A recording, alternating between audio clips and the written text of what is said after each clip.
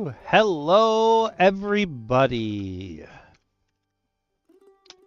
Hey there, players of all classes. Okay, before I even start anything else, first thing I'm definitely going to put out there is please stay hydrated. It is hot as balls. It's so hot. Please take care of yourselves. All right, I'm going to go in and make sure that everything is up and running over here.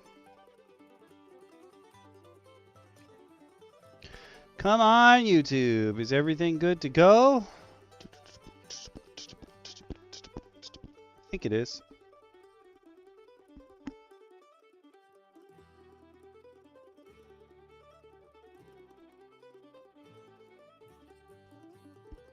YouTube is, in fact, good to go. That means now we get to boot up Twitch. Boop. Make sure that's all good to go. Let me just, oh yeah. Get that out of the way. Twitch time. Make sure everything's up and running on Twitch. Boop. And a boop.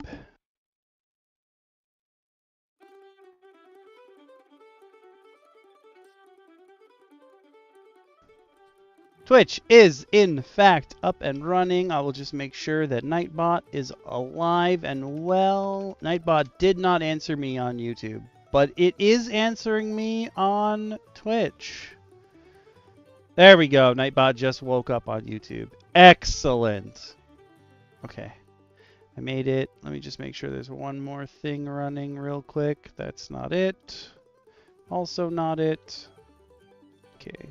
Just clicking a thing here or there, which you can't see yet. But yes, okay.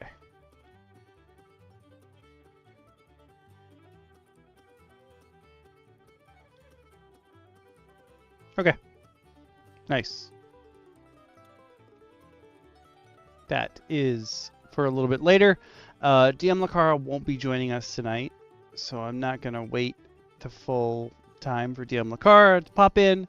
I don't know about DM Speedy or VF. I don't see VF online, so I'm going to guess that he's not joining us.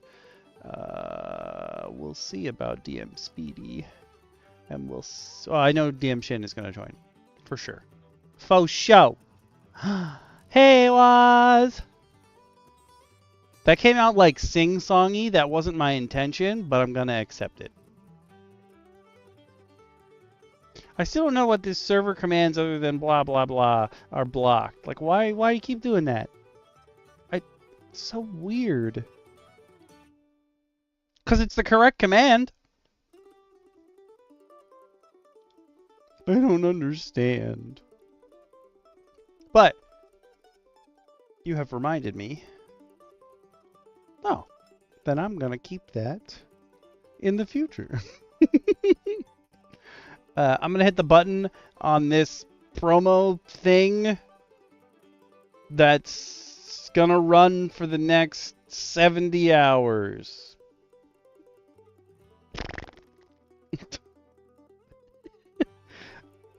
It was like, hey, you should do this. And I'm like, all right, I'll do my best. I guess.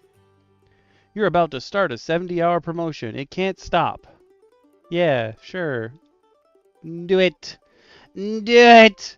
I don't know what it does, but, like, I don't know how it appears to you guys, but, boink. It's there now, I guess. Does it pop up, like, in the picture, maybe? I don't know. No, it does not. Alright, whatever. There's a promotion going for gift subs, that they will be 35% cheaper? Question mark? You would think I would know this. Yes.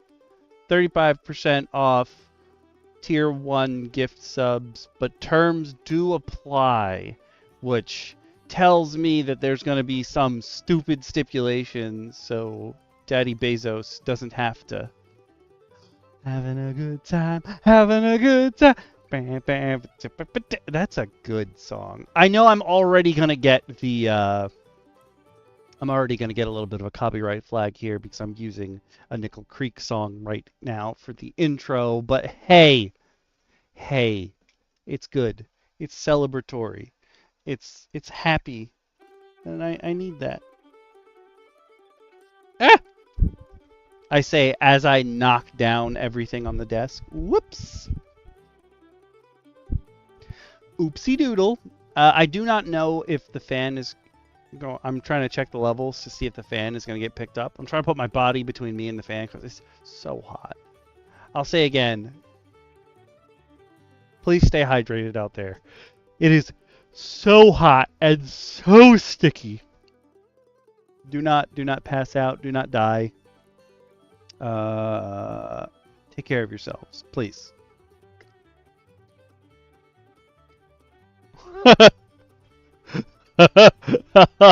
It's true.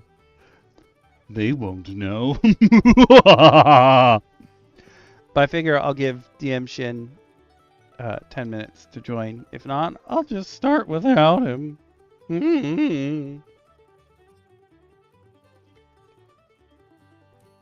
Also, tell me if the background music is too low.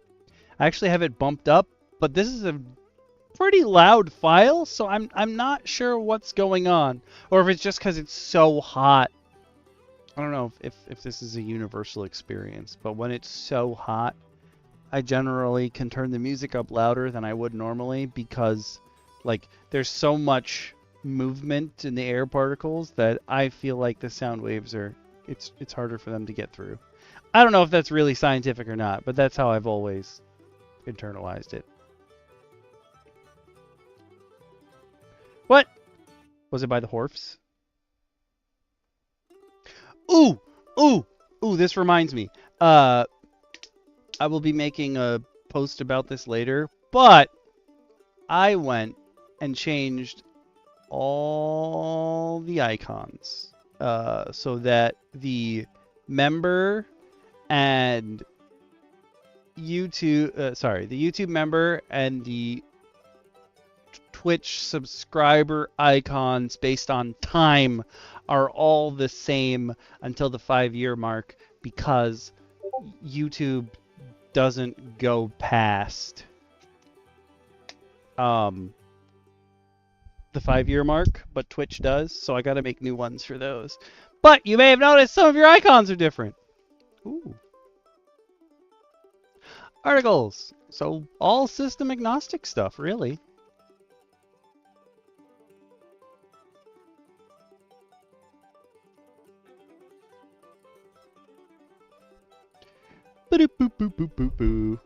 I mean, some of them have. So BF just asked if there's a blah, blah, blah, blah. I'm gonna make words one day. It could very well be autism. It could very well be. It is so hot. Oh my god. Some of the articles do say like for your Dungeons and Dragons game, but it doesn't necessarily have to be 5e.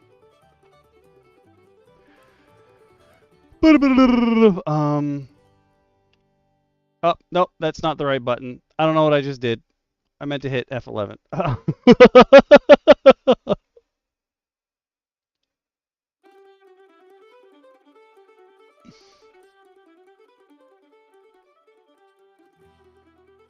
I like Nickel Creek. I didn't know Nickel Creek existed until recently, but this is the Ballad of Tom Bombadil.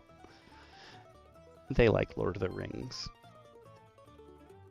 It's a good celebration song, just like in general, too. What's up, DM Shin? What a resounding welcome. What is going on, people? What is going on? Oh.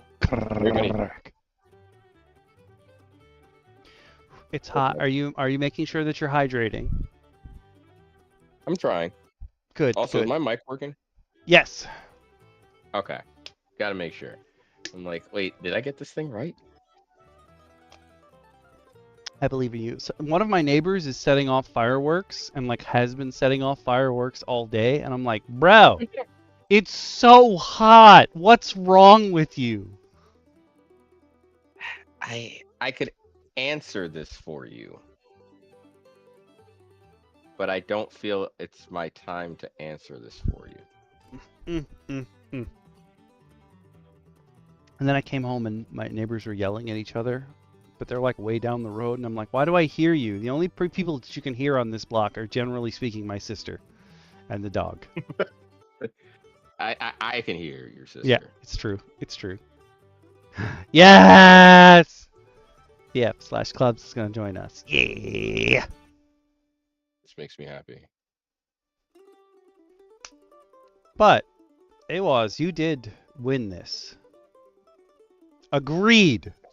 Agreed. It's so hot. Please put the fire away. Please, we don't need any extra. It's not even full stop. It's power word stop. Like we are channeling the divine here. Ugh. We're hot.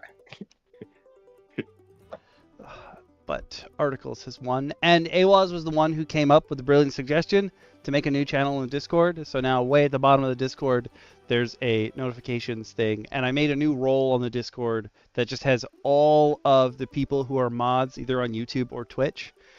So occasionally I will ping you all and be like, blah, blah, blah, blah, blah, blah, blah, blah. Oh man, it's a lot of power. That's a lot of pinging. I gotta pay attention to now. But basically, that channel is just going to be previews of all the streams that are coming up during the week. Yay, yay. And I'll throw in their thumbnails once I've made them and what have you. So at least you all have a good guess if you want to hang out on the Discord of what we're going to do. Wait. I mean, I'm not going to say no. I also started a promotion. It says that it shows people that the promotion is live, but I don't see anything. Gift subs are 35% off. I don't. But it also says terms apply, but it doesn't. It's like you can go to this website to figure out what the terms are, and I was like, so I don't actually know what the terms are. Terms apply. We're not telling you what those are. But it is running for 70 hours because that's the maximum time you can set it for. Not 72 hours, just 70. Are they concerned that the last 2 hours might be like, I don't know, witching time, and they just can't be gifting sub? Don't gift the sub in the 71st hour. Whoa. Like, I don't get it. Papa Bezos, what is you doing?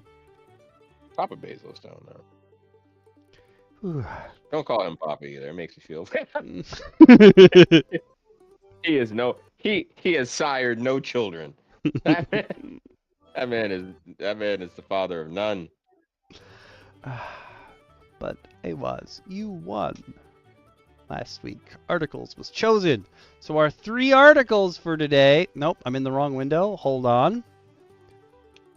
Are 5 things to add to your homebrew world to make it feel more real.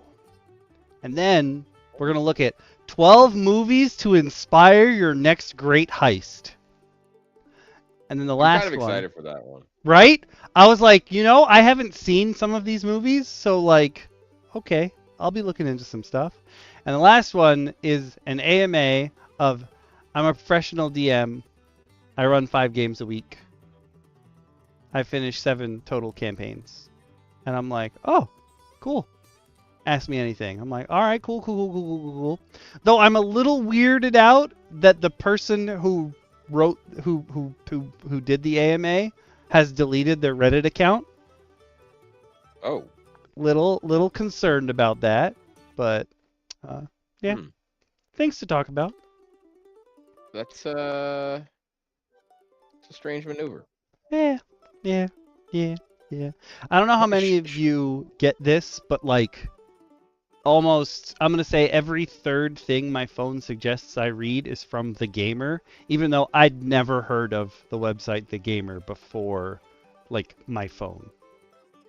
they've recently appeared in my I guess I would call it news feed, Mm. and I have no idea how to feel about them.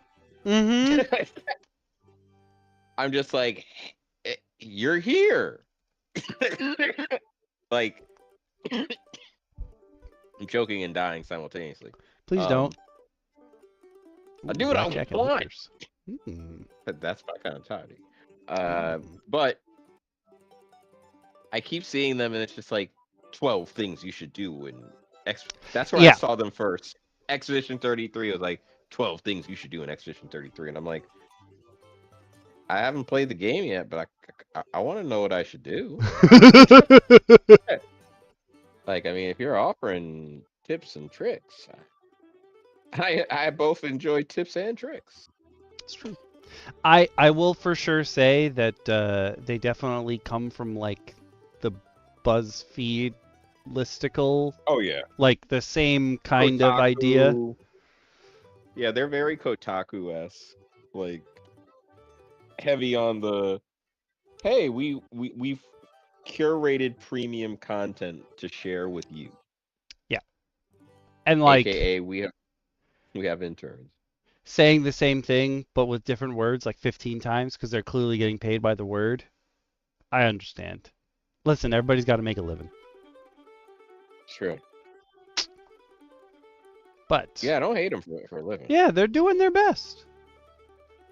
Listen, you're giving us stuff to talk about, so I'm happy. I will say that a lot of my articles were from Headless Hydra Press, and I cannot find any information on what happened, but the owner of Headless Hydra Press, I've kickstarted their stuff before. I have shirts from Headless Hydra Press.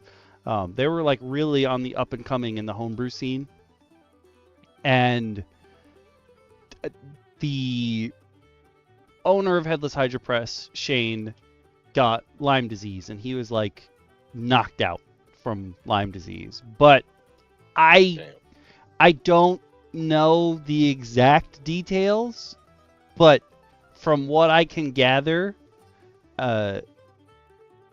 he lost his family in some act of violence, and like, oh my god, just disappeared from the internet after that. And then his website got hacked, but like he doesn't care about the website now. He lost his family, which I'm not against. I'm 100% for.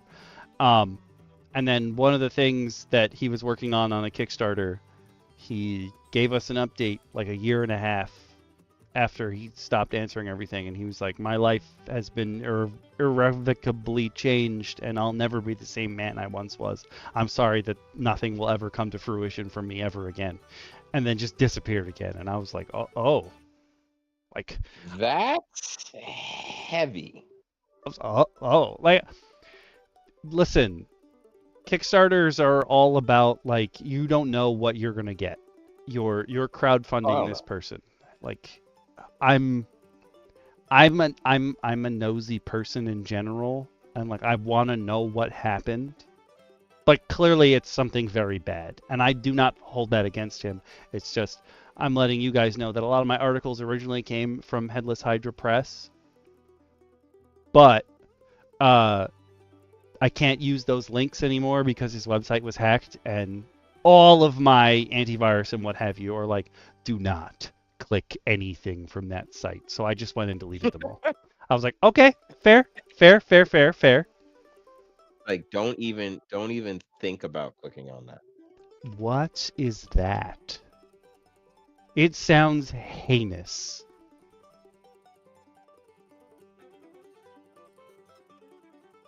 And does it actually give you polka dots? Rocky Mountain Spotted Fever. I don't know why I just said it with like a southern twang. Mm-hmm.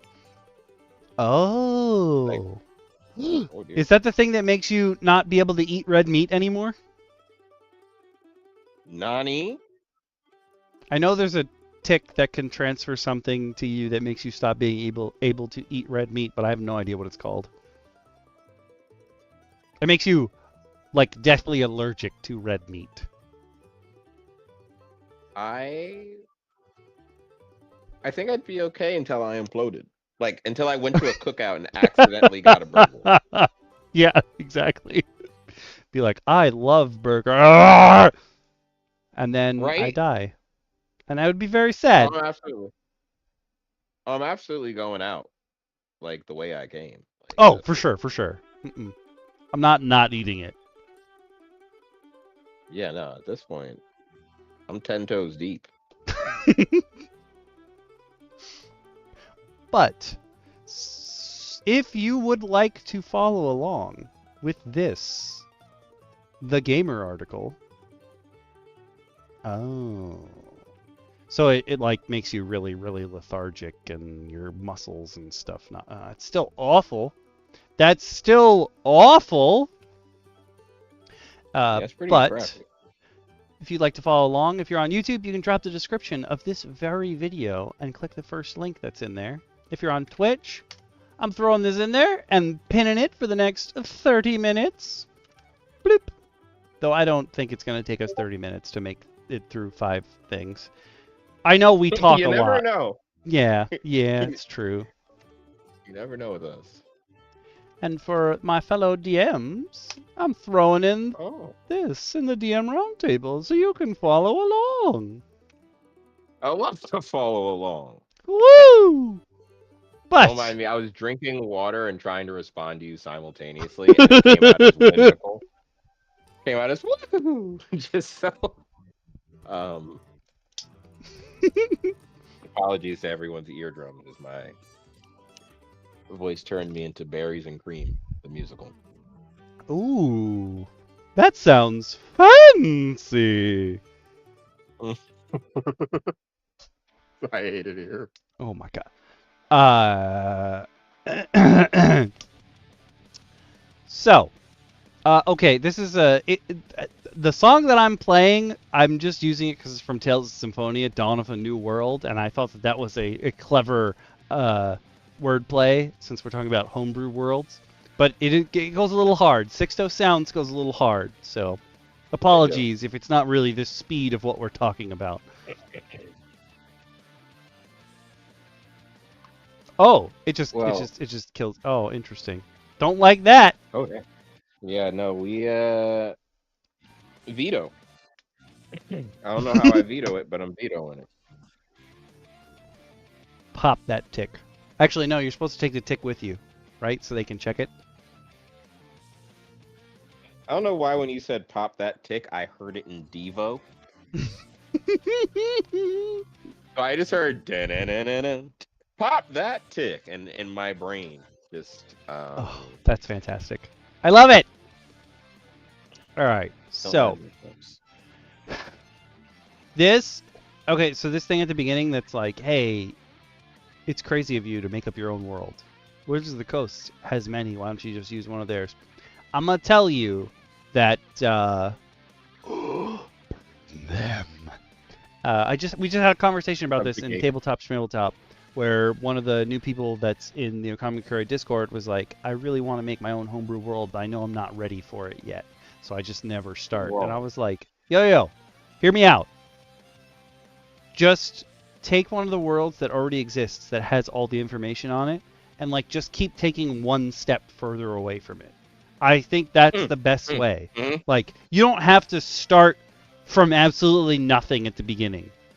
Just, you have plenty to like, there's plenty already out there that you can just be like, one step away. I really enjoy using the idea sometimes of taking, like, if I'm creating a scenario or like a one shot for people. If I know that everyone enjoys, let's just say, Star Wars.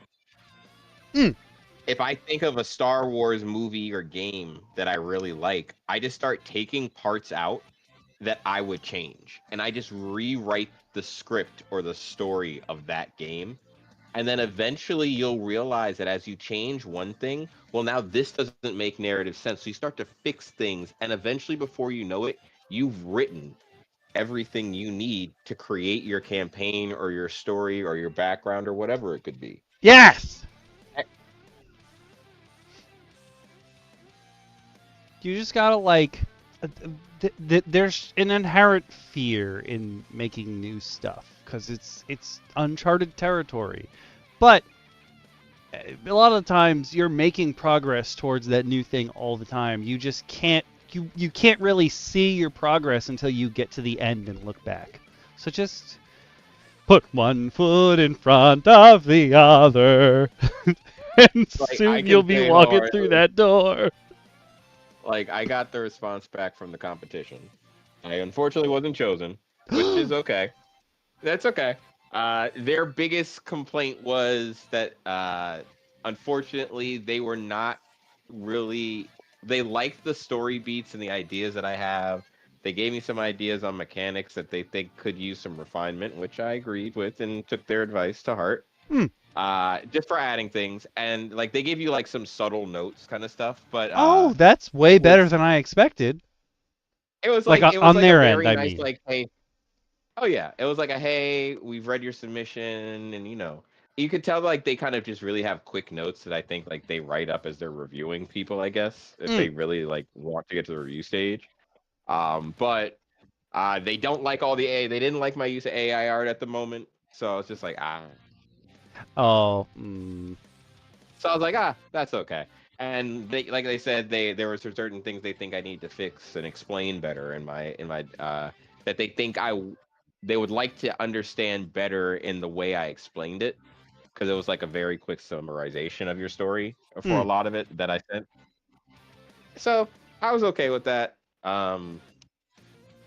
But I will say that very much gave me the stepping stone to now say, cool, I've gone through one of the toughest parts of game design, rejection.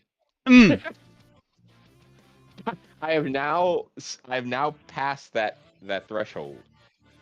While I wasn't necessarily expecting acceptance, I got hit with rejection already. But I'm still building my own world. So you can still, even though your world may not feel perfect the first time you run it, that's not the last time you get to run it.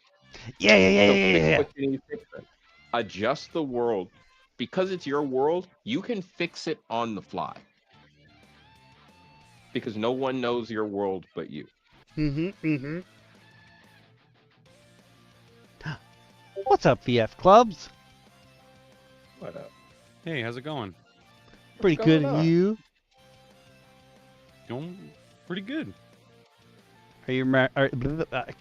I can't word. It's too hot for me to word. Are you No, it's great. staying hydrated? There we go. Yeah, I'm staying pretty hydrated. Okay. It was hot as heck today, but Yeah, no, it was quite the scorcher outside. Mhm. I don't advise anyone in the greater hot areas of the United States to go outside at all. It's tough.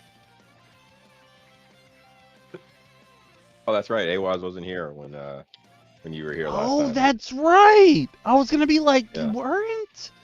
Hmm. Hmm. What happened? One of our let's just say AWAS is like the gatekeeper of the round table, essentially. Um, like Okay. if this is the the Vatican Council, like you have to defeat AWAS to get to us. Um, that's just the best way to describe AWAS at this point. But AWAS is one of the viewers of the stream, and is asking, "Who are you? Who are you? Who are you?" Um, Oh, AWAS, I'm gonna let this man explain himself before hey, I go. hey, I'm Vincent Fazio, Vinny. I like Dungeons and Dragons a whole lot. Mostly the classic game. I currently run a Dolmenwood game. Um, it's fun. He has been my DM, GM, game master, Referee. table master, referee, for the better part of 7, going on 8 years now. Yeah, a Yeah, while. yeah. He is the person who wild. introduced me and he is the person who reintroduced me to D&D and introduced Okami to D&D and was kind of our fledgling DM for stuff in getting us back into the I craft. don't think that was me that did it. No, I think it was you. I'm pretty sure it Okay. was you. I'll take The it. Dawn, I listen. The Dawn was fun getting to just start again. All right, I hold that. I hold the Dawn in high, high in my books. Okay, I'll take And it. you gotta think about it like this. I've played every game you've hosted for almost 8 years. You're doing That's true. something right. That's true. Like it's not a bullshit compliment. It's verifiable with fact. Yeah. If you lots have a of games. game, I'm down for it. We played lots of games. We played some Mothership, which is like a space horror game. We played some Mouse Ritter, which is like little mice That's the one. people. Yeah. Yep, we did play some Mouse We played Ritter. Boot Hill, which is a cowboy game, Wild West game from the 70s. Oh. Yeah, made by TSR that made Dungeons and Dragons as well. Oh yeah. Huge TSR. Like my love for TSR spawned from his introduction, or I should actually say reintroduction, because we were talking about. I started delving in, then after we had that conversation when you were like, "Is this the box?" and I started digging it up, looking. Oh my god. So I had the 1995 edition of second of like 2E essentially. Yeah, but 2E. but right before WotC took over, at the end of TSR's days, they released this like dungeon in a box, but it was essentially advanced. It was 2E advanced, and my mom bought it for me because she knows I love fantasy and stuff like that. Growing up, I loved the Lord of the Rings and stuff like that. Aw. And I was probably about 8 or 9. She gives me this box, and it's got little plastic figures and a whole bunch of booklets and little guides and maps and this big cardboard map. And I'm like, dope. This is cool. Little did I know, looking back, we were talking about it years down the line, like maybe like a year or two ago. And we're talking about our introduction to D&D. And I was like, it wasn't when I thought it was. And I remembered, wait, the very first thing I owned that was D&D related, I didn't connect all the dots to D&D. And I looked online and I found it again. And I was like, holy shit, I had the red box. I probably have pieces of it scattered to the 7 winds somewhere between various locations. But I have fond memories of that because I thought it was the coolest game board of all time. I was like, oh, these dungeon tiles have doors. What does that mean? Worth a pretty penny right now. Oh, yeah. But True. you have to understand, to me, I just saw a dwarf, wizard, elf, and I was like, oh, I know these words. These Those words Hero make Quests for sense. me. I was gonna say a lot of people apparently start with Hero Quests, and then my sweet mate, him and his friends. There's a board game called Keys to the Kingdom, where like you basically play rangers. All of the characters are rangers, and you have equipment, and you got to go on this quest, and the board game flips over, and it's through different realms, and he was telling us that like when they were little, they took all those ideas and then they would slowly tweak things here or there, and they basically made their own game out of it. And then that like sort of kind of became their D&D campaign when they learned the rules of D&D. And I was like, I guess you could. Yeah, I mean, like, if I had like a board game of Gauntlet when I was growing up, I think that could have also become D&D. But I do want to try Hero Quest at some point. Yeah, you might not have used the same rules, but you would have got there at a roundabout way.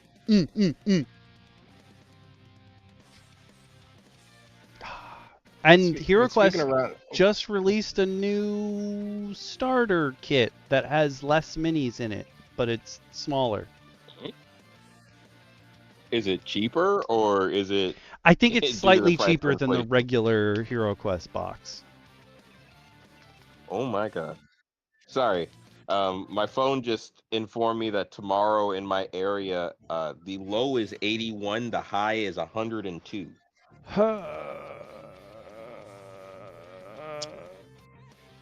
I already said I'm gonna bring a cooler full of water bottles to the funeral tomorrow, so the old people don't die. Though I don't know, please maybe you do. get a deal if they all die at the funeral. I don't think they give No. you like a bundle. I think you get like penalized. Yeah. Like I don't think it's a It's a penalty, BYOD not a bonus. unless you brought a grave cleric. I don't think anybody's having a good time. If you bring a 2E cleric, he's just gonna turn undead and nobody's coming back. I'm just gonna let you know that right now. As a 2E as a 2E cleric in various ways, I will tell you, I will not let anybody come back from the dead. We don't play that shit. We let one person come back from the dead in Okay, last but Becky we game. brought him back from the dead. Well, we asked someone to bring him back from the dead, or I didn't, but you guys did. Yeah. And currently, I can destroy the undead. It's just well, the last time that character used turn undead, Okami always jokes about the 1v100 skeletons, the 1d100 skeletons, and I make the joke all the time about in that exact game where you walked us into the graveyard and you were like, you're surrounded by zombies. And I just remember I remember Void or George. I remember him being like, yo, what the hell? What the hell? What the hell? And I was just like, it's okay. I used turn undead and just demolish because I was at the level where I just destroy undead. I just demolished like the entire encounter. He was like, "Oh yeah, that's right. This encounter doesn't even matter once you've had your turn. You just destroy them all." Good point. And it was just like combat over. And it was an absurd amount of it was an absurd amount of zombies we were about to face. I remember that. It's for it having the reputation that it has. There's a fair amount of combat that ends in 1 or 2 rounds because of something like turn undead or a spell. Like magic is just sleep or like charm person is fucking permanent. Sorry, excuse me, it's permanent. You can curse. You can curse. Okay, good. We curse all the damn time. It's okay. Okay, cool. So yeah, like sometimes it gets a rap for like being like a very combat heavy game, but the combats are like to be avoided. You really shouldn't be getting into combat. Yeah, I've watched sleep murder like rooms full of people. But I've also heard this man say it looks like he's getting ready to cast and watched myself and another player lunge across a room in the game to stop an enemy spellcaster because you realize the dangers of magic. Like I'll say this because I guess it's a good segue as well into what we were going to talk about today. But one of the crazy things about it, especially when you're now dealing with, say, 2E versus 5E, or BECME, or one of the other additional supplements that have refined and redesigned 1 and 2E to kind of, I guess, would you call it 1.5E then, or like 2.5? What are we talking about? Sorry. Like BECME Rule Cyclopedia, would you call it like 1.5E? Oh no, actually it's really confusing. So 1.E, oh my god. 1E is specifically Advanced Dungeons and Dragons, the first edition. And before Advanced, there was original OD&D, and that was these 3 little white booklets that came in a actually I think they were brown originally, and then the later editions they were white. So they were called the LBBs, the little brown booklets. OD&D 0E. That was the first one. I think it was 1974. Yeah. Then after that, they started making advanced D&D, but they needed a That's when way. TSR came into the play, right? Well, so this is actually very interesting, but Dungeons and Dragons was created by Gary Gygax and Dave Arneson, but they had different sort of like they both came up with it together, kind of. People say that Dave came up with it and Gary sort of came up with the rules for it, because what Dave was doing didn't really have a lot of rules. But it's all very much actually more complicated than that, and there's a lot more people responsible for it. There's like a whole gaming scene of gamers out in the Midwest, Lake Geneva, frickin' wherever that is, wherever Gen Con is, where these people were all playing war games and slowly turned their war games into D&D. Anyway, the thing that I want to say here is that 0E is Dungeons and Dragons. We'll call it Dungeons and Dragons. And then they started working on advanced Dungeons and Dragons because basically everyone was playing Dungeons and Dragons differently. The very first pamphlet didn't really explain the rules very well and didn't include what we would consider all of the rules, because most of it had like, it referred you to another game called Chainmail that Gary Gygax made for all the combat rules. So basically it was like half a game anyway. And so they made Advanced Dungeons and Dragons, but at the same time they were like, we need to get, for people who are playing Dungeons and Dragons, we need a teaching aid or some kind of collection of the rules in a way that is easier to learn than these 3 pamphlets. So they made this Professor Holmes made the first basic set. I don't remember when, maybe 77, 78, something like that, 1978. And Professor Holmes collected the rules of the original Dungeons and Dragons and released them in a book called the Basic Set, in a box set that came with, I think, an adventure and these rules that got your characters from level 1 to level 3. It didn't include all the rules. It was the basic set. It was going to refer you back to the original, Dungeons and Dragons. But they were working on Advanced Dungeons and Dragons. Dave Arneson had left the company and they're fighting about things. And the original Dungeons and Dragons says on the cover by Gary Gygax and Dave Arneson, but Advanced Dungeons and Dragons is purely a Gary Gygax thing. So I'm not going to tell you why anything happened, but by the time the basic set went to print, it said, after level 3, check out Advanced Dungeons and Dragons. They referred you to 1E. But later they realized this was a mistake, so Holmes did what he did, and then later they hired someone named Tom Moldvay, and Tom Moldvay redid the basic set and added on the expert set, and this is BX, B for basic, X for expert, and that is still original Dungeons and Dragons. It's not OE, it's not 0 edition, because technically 0 edition are those little brown books or the white books, whichever ones you have, whichever printing you have. The Holmes set is its own thing, so that's called Holmes Basic usually. All of these are called Dungeons and Dragons, original Dungeons and Dragons, or basic Dungeons and Dragons. So Holmes set is the first basic, then Moldvay did the next basic, then 2 fellows named Cook and Marsh, I think is Tom Cook and Steve Marsh, something like that. They did the expert set. So after Holmes basic, there was Moldvay basic and Cook Marsh expert. And then many years later, there was Menser basic, where they re-released everything.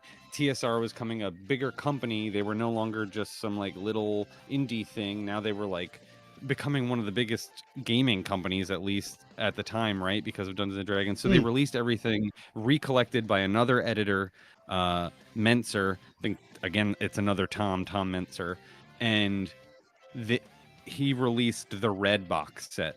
That red box set is the basic set for Beckme. Okay.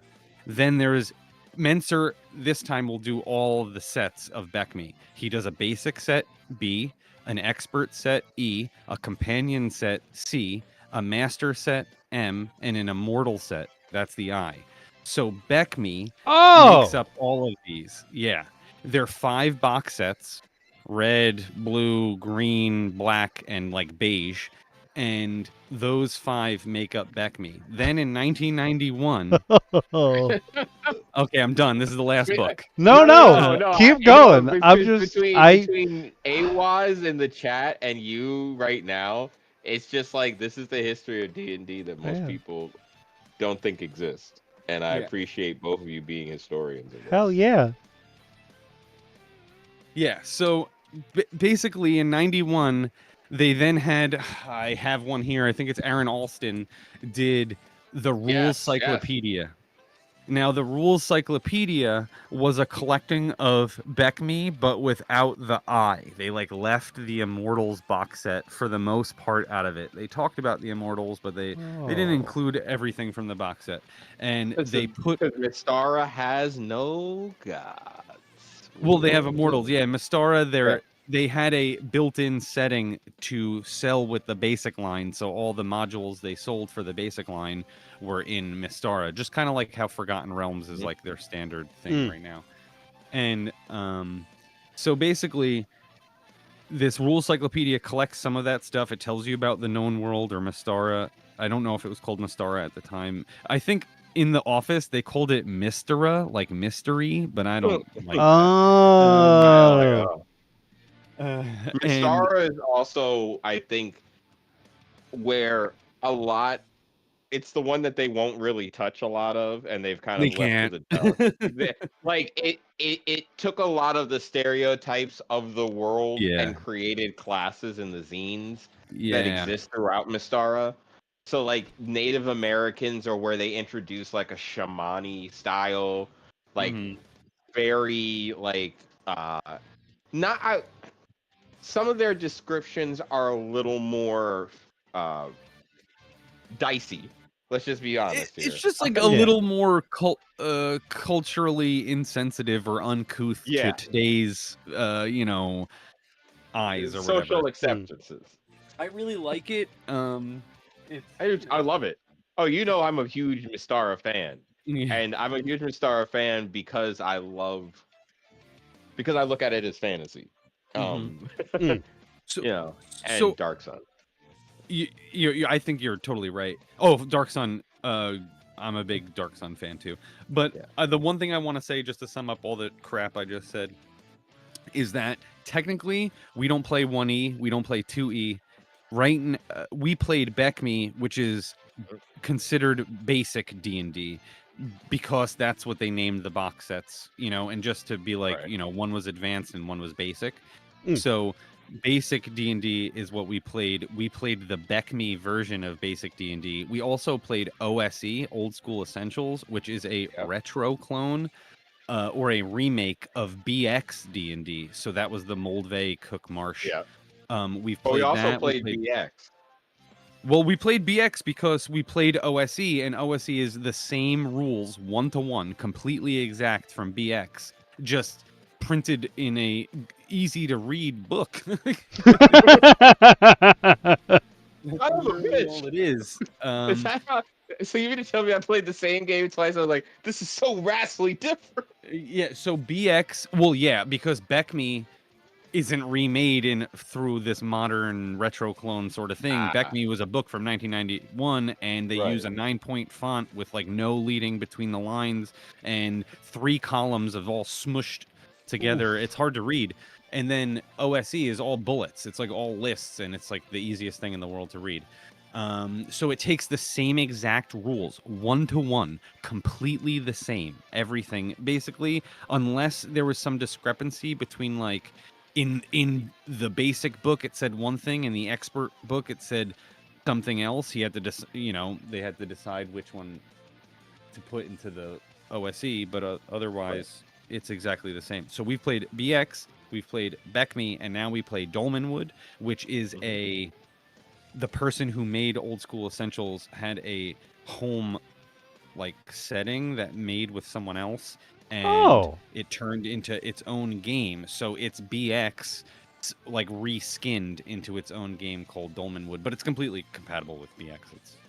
Well, it's ironic that you said that because today's article is all about building your own world, Oh, there you go. much like Dolmen would. Mhm. Boom. Yeah. Always Okay, well, find I'm ways sorry to segue back. tell that No. whole story. No, dude, never be sorry for that. Yeah, That no, was this is what we fantastic. thrive. I also I never put two and two together why it was. I've been trying to figure out why it's called Beck Me for the longest time. Yeah. And BX too is like, why are they calling it BX? Like, Yeah. Now it makes a lot more sense. basic expert companion master immortal. Yeah, because in the rules, you could get to level 36, and when you're at level, when you're above level 32 or something, you could work on becoming a god of the setting called an immortal. And the only reason they're not called gods is because they had no hand in creating the world. Like, they're all mortals that ascended to godhood, so they're called immortals. Gotcha. So that was like 5 tiers of play. Each of the books was a different tier of play. Yeah. The basic tier of play is dungeons and like, town and stuff like that. The expert is wilderness and hex crawls and going across the country. And the companion set is now you've hit level 14, 15, and since level 9, you can basically create your own stronghold. You like put your own castle in a hex. And so that's rules about like taxing and like doing wars against people and Oh. huge battles. And then the master set is kind of the weakest.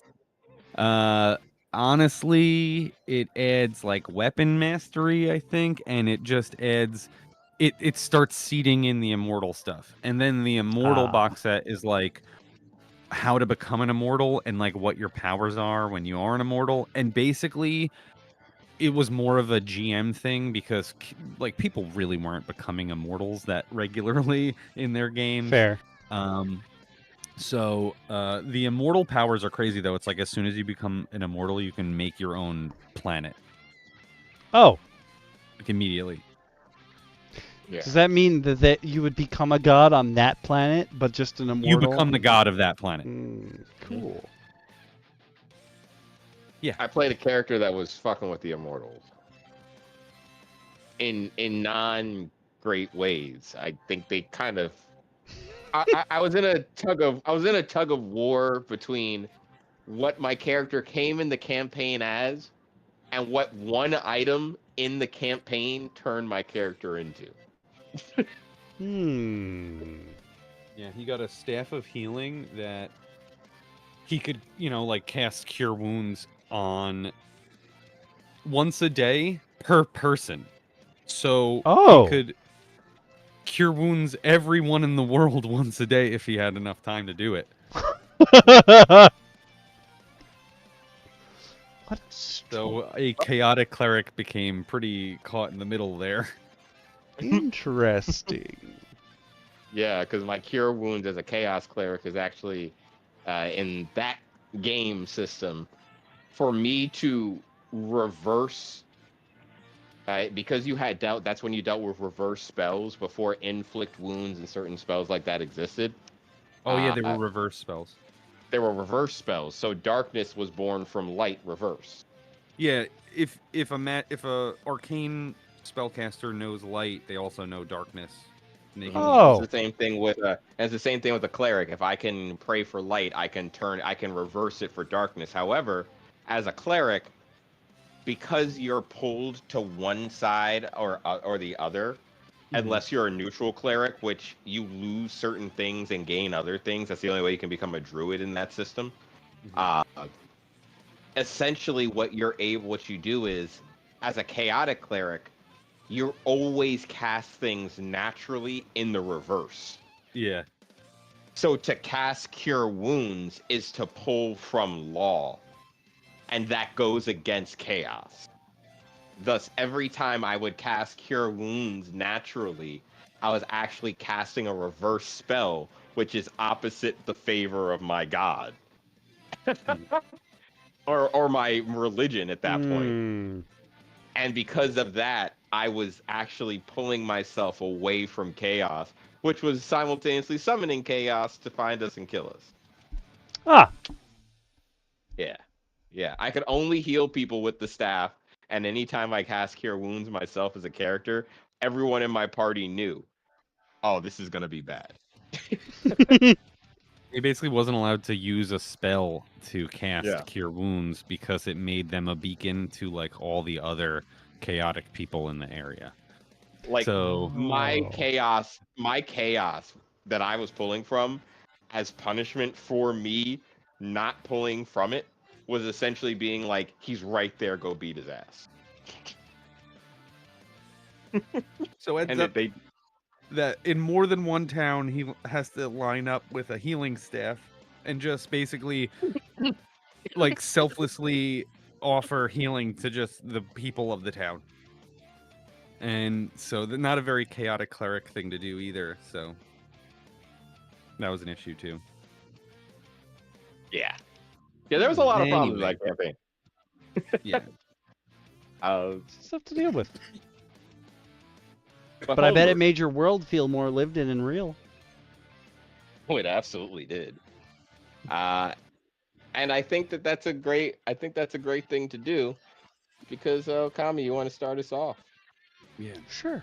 First thing on the gamer's checklist for how to make your world feel more real and lived in is that it's not just your adventuring party out in the world. There's other adventurers out there.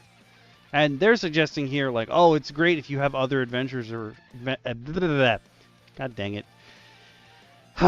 If you have other adventurers out there in the world because maybe your team needs some help, they can call in some allies. Sure. I like to use them as rivals. Like, there's other adventuring parties out there, especially if you're using a world or a town that has, like, an adventurers guild. Like, you need a team to go against. Like, every red needs a Gary. You know what I mean? just to get better as you go along. Or maybe this other adventuring group takes very specific jobs, and maybe your groups don't necessarily want to take those specific jobs. Like in my campaign, one of the other adventuring parties is a cleric and a werewolf, and the cleric and the werewolf generally take small jobs, and the cleric always leaves his spell slots open so that he can remove curse if the werewolf bites someone and doesn't kill them, just in case. So like there's very specific jobs for them to do out in the world. And if somebody comes to town looking to hunt werewolves, now somebody, or were creatures, somebody's got to tell them to be like, you better go hide somewhere. Well, I even think about it like, let's say you have a quest that you want your players to complete. I'll use like our Domelwood game. Like, we have a quest that's currently underneath somebody's house to clear out their basement. Well, if we ran into another adventuring party down there, well, they want their basement clear, so they don't really care who's clearing it. So what's to say that your party or your player's party won't run into another player party who may or may not be hostile? And you know, that's kind of all dependent on how your players interact, I think, sometimes with the other party as well. But they could just run into these people and they're like, hey, we're taking note of you, or hey, we found all this treasure around here. Good luck with it. And maybe they did find some treasure that you had stored away over there. You know what I mean? Your players don't have to know what the treasure is. It doesn't matter.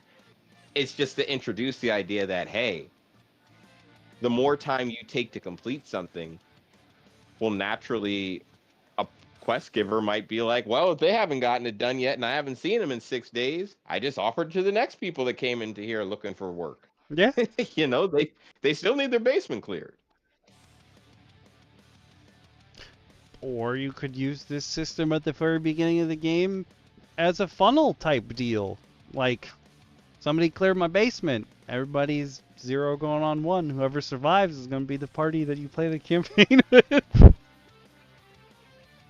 DCC style. Yes. They end this with, bonus points if your players discover their favorite team of adventurers has been working for the BBEG the whole time. Sure, you could do that if you want.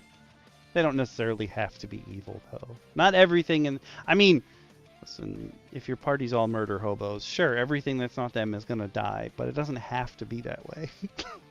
But I think the thing is, if your party's all murder hobos, you literally just create the all lawful force that is now chasing them down for all the murder they've left behind. Mm-hmm. And they're like, hey, keep murdering. We're gonna hunt you down and we're gonna fight you. We're on our way. All right. Who wants to take point 4? I don't mind taking point 4. What, and we're what talking about. Oh, I'm sorry. I was just gonna ask, like, what is the whole, what is the main article? Oh, The overall article, like, what is it? how to make your homebrew world feel alive and lived in. Oh, okay, gotcha. Cool. cool techniques to. I think always finding cool ways to make your world feel more alive. I think we do a good job of it in our Thursday game because we are the world and like we influence it so directly. I feel like that kind of plays into it where like point 5, which is other adventurers, we know they exist, but we don't really consider them adventurers in a weird way. Like finding a group of guards, well, they're just technically another party of adventurers because your whole party could be a party of guards. Oh, That's interesting. So that's interesting that you guys sort of bring all this up because I don't know how you introduce characters into your games. Like, I play a sort of tables games where I roll on tables, like, right, if there's encounters that day or things like that, and I already have these tables set up or of what's on them. So if you guys are choosing, this is going to be an adventuring party, this is going to be an NPC, this is going to be a guard, right? You know what I mean? You sort of get to choose what they are, just like my tables tell me what they are. Like in my table, it has adventuring party, it has guard. You know what I mean? That kind of thing. So, I use a tables method, but because I'm very comfortable creating the character on the fly in that moment, it's, I guess, a weird hybridization of it where if they walk up to it and if like I say like, oh, they walk into a town, they see, you know, a group of women standing in the corner and one of them's like, oh, I approach them, what do they look like? I'll roll on that table, and if there's like a group of guards, like they're a group of guards. No, my table is like a D8 table, and one of them says guards 1D3. You know, it's not like I generate anything else other than there's 3 guards. The rest, has to come from. Yeah. But once you know it's 3 guards, they might use the same stat as like a fighter or like a rogue or a thief or whatever, but they are ultimately not an adventuring party. You know what I mean? Unless you consider them to be one, right? I see what you're saying. I see what you're saying. Yeah, I consider them, like I consider a group that a party encounters in a campaign of mine, like a potential adventurer or like PC to some extent, because I've had campaigns where players don't trust the character that they meet and want to fight them, and because they're now in combat, well, this character isn't just nobody, you know, they want to challenge. Like if I tell them this is the wizard of this castle who's giving them the quest and they want to challenge the wizard, well, I'm kind of on the spot to now create this wizard because you know what I mean? Like he can't be just, oh, they hit him once and he's dead. I can't treat him like an NPC because I've already explained this character is powerful. So I feel like there's times where I have general stat blocks for things that I classify as like guard or ranger kind of stuff. Like if I'm making a game, like even for my own game, I have for each of the classes a general stat like character block for like if I was just giving this to someone to play, but also like if I just need stat blocks for another party, this is what they are. I've written that out for myself. So I treat them all as individuals. That's what I mean. Like, Yeah. I sort of don't treat them as an individual until they're created, but someone else might be preparing a game in which they write these characters ahead of time as individual. Do you know what I mean? Yeah. And at that Okay, point, I get it. like, I have a different. I think,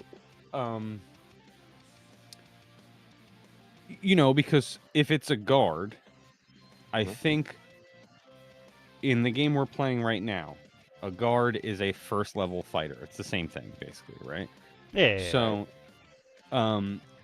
I know that a first level fighter has D8 hit points. They get a +1 to hit in our game, right? Like, so I sort of know what that is. But if I get the entry adventuring party, I actually, in the game, and I think, I don't know in your particular edition, but in a lot of them, there's a method for generating an adventuring party. What levels they are, what their alignment is, what class, what magic items and treasure they have. It's a different process. Oh, wow. So, you know what I mean? Yeah. Huh. And then there's a process for, like, if you encounter a fighter, which isn't an adventuring party, that's just like a fighter. Right? Or Oh, I see what you're saying. I'm kind of in the middle in that regard, because my particular party, because of who they are as human beings, as players, like, if I'm gonna go into some place that has random people or what have you, I have to come up with some people that I can give them stat blocks and abilities and what have you for. But then I'll also just be, oh, these are just random civilians. That's fine. Yeah. But like my players specifically, as most of you guys know, they'll only take like 3 or 4 civilians, and then it has to be somebody important. Somebody's got to make that stat block, or I'm getting yelled at. Oh, jeez.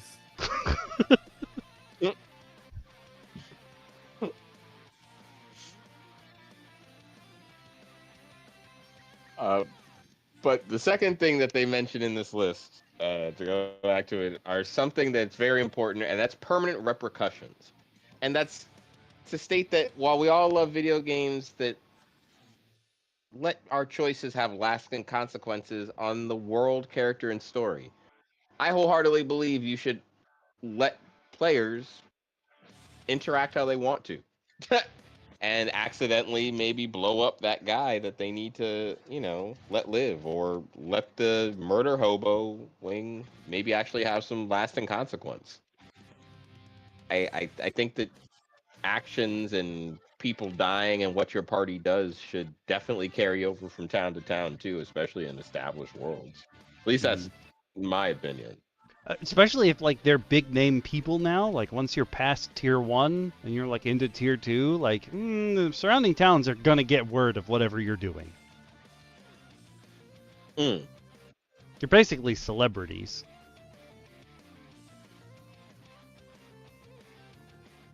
Yeah, I think having those permanent things is just respectful. You know what I mean? Like they did them. It let things change. I'm with you 100%. Yeah.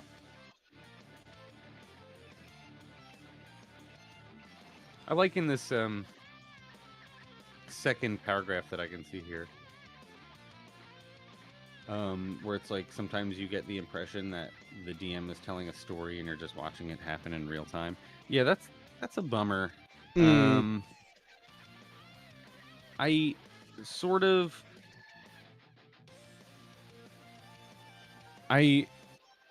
of think that there's a million ways that you can fry an egg or whatever, cook an egg, and there's a million ways that you can GM or DM, and you can have your preference. Like, I think there are some people that like that, because they want to be told a story. Right? They want to be told a story, and then they want to have some action to do in between that. Like, there's got to be, Everyone likes a whole spectrum of different things. I don't.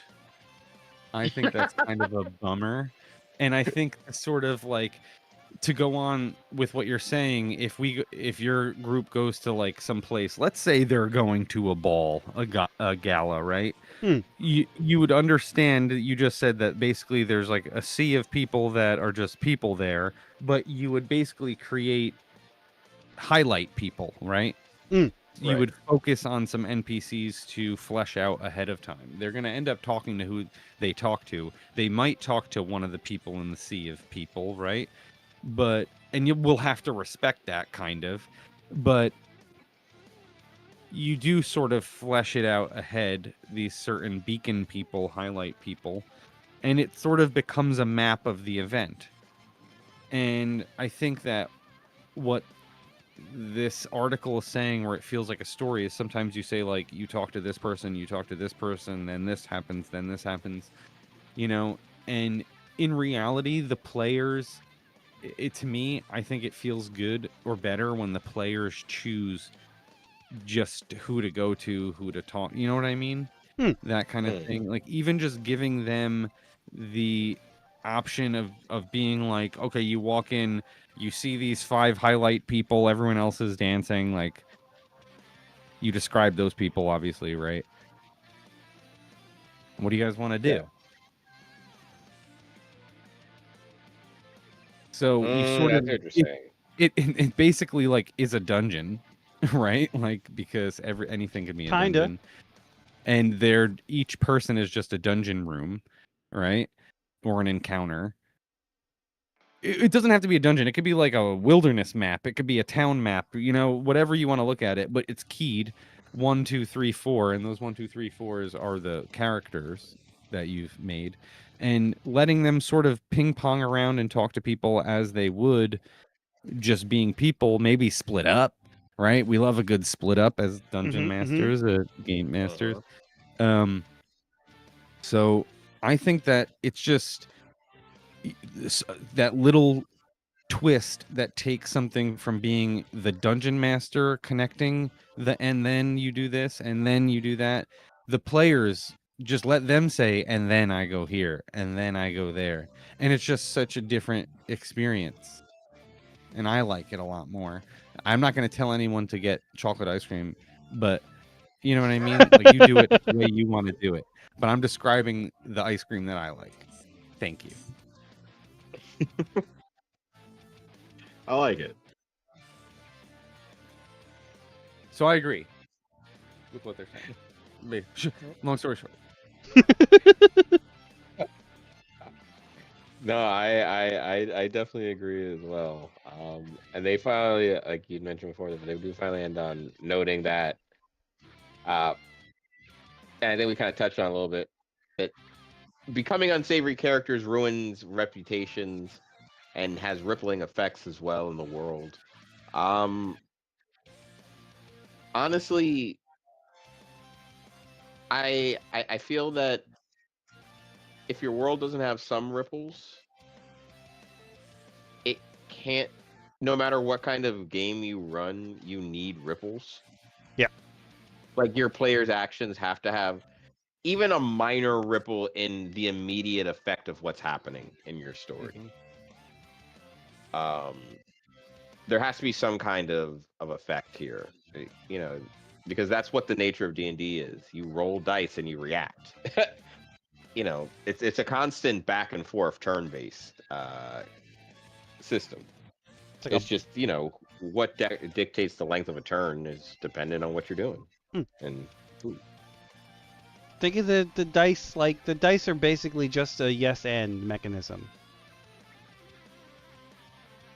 Yeah. I say no. You don't think so? I mean, well, no. I'm not saying no to what you're saying. I say as a GM, I use them to say no sometimes. Oh, fair. I'm not saying no to you. Fair. I'm not saying like I say no to you, sir. I'm just saying that like no, as a GM, I have them dice dictate that nothing happens sometimes. Fair. Oh yeah. which might be a That- bummer. I don't know. I'm not saying I do No. it the right way. I'm just saying this is what I do. I'm coming clean. No, No, I got you. I think the nothing is a good thing to have sometimes. I definitely think the nothing roll, especially the nothing, and you just continue on when you're DMing, and your players are just like, so what happened? And you're like, so as I was saying, um, I feel like I'm like, yeah, sorry, that's not gonna happen. And in the past, Right. it's like, I remember someone distinctly saying, "Why don't you let her have it?" And I will never do that. Sorry. Mm. That is shorthand. I'm not fully explaining that, but I can't do that. I can't, like, you fail the roll and you still do. I can't do that. I can't play it. Yeah, It's not my way. It's not my chocolate ice cream. I definitely I actually think like that there are coffee. some things that like your characters couldn't do. It doesn't matter. Like I understand the dopamine rush of throwing the dice into your dice tray or your dice tower of what have you, and Mhm. like sometimes I'll just be like, you can roll, but it's not like you're gonna win. Yeah, if they do roll, I mean, I don't know. I'm gonna save my next rant for this next Yeah, section. time's all yours. Oh man, I'm big in time. Anyway, continuing on about ripples and reputation, it's very important. I like it, and ultimately, these are not things you need to have in your game. They're things that if you want to, make it feel real, right? If you want to up the immersion, these are the things that you do. If you don't want that kind of game, if you want a beer and pretzels video game sort of situation, then by all means, Mm. you don't need to do any of this, Mm. right? That's yeah.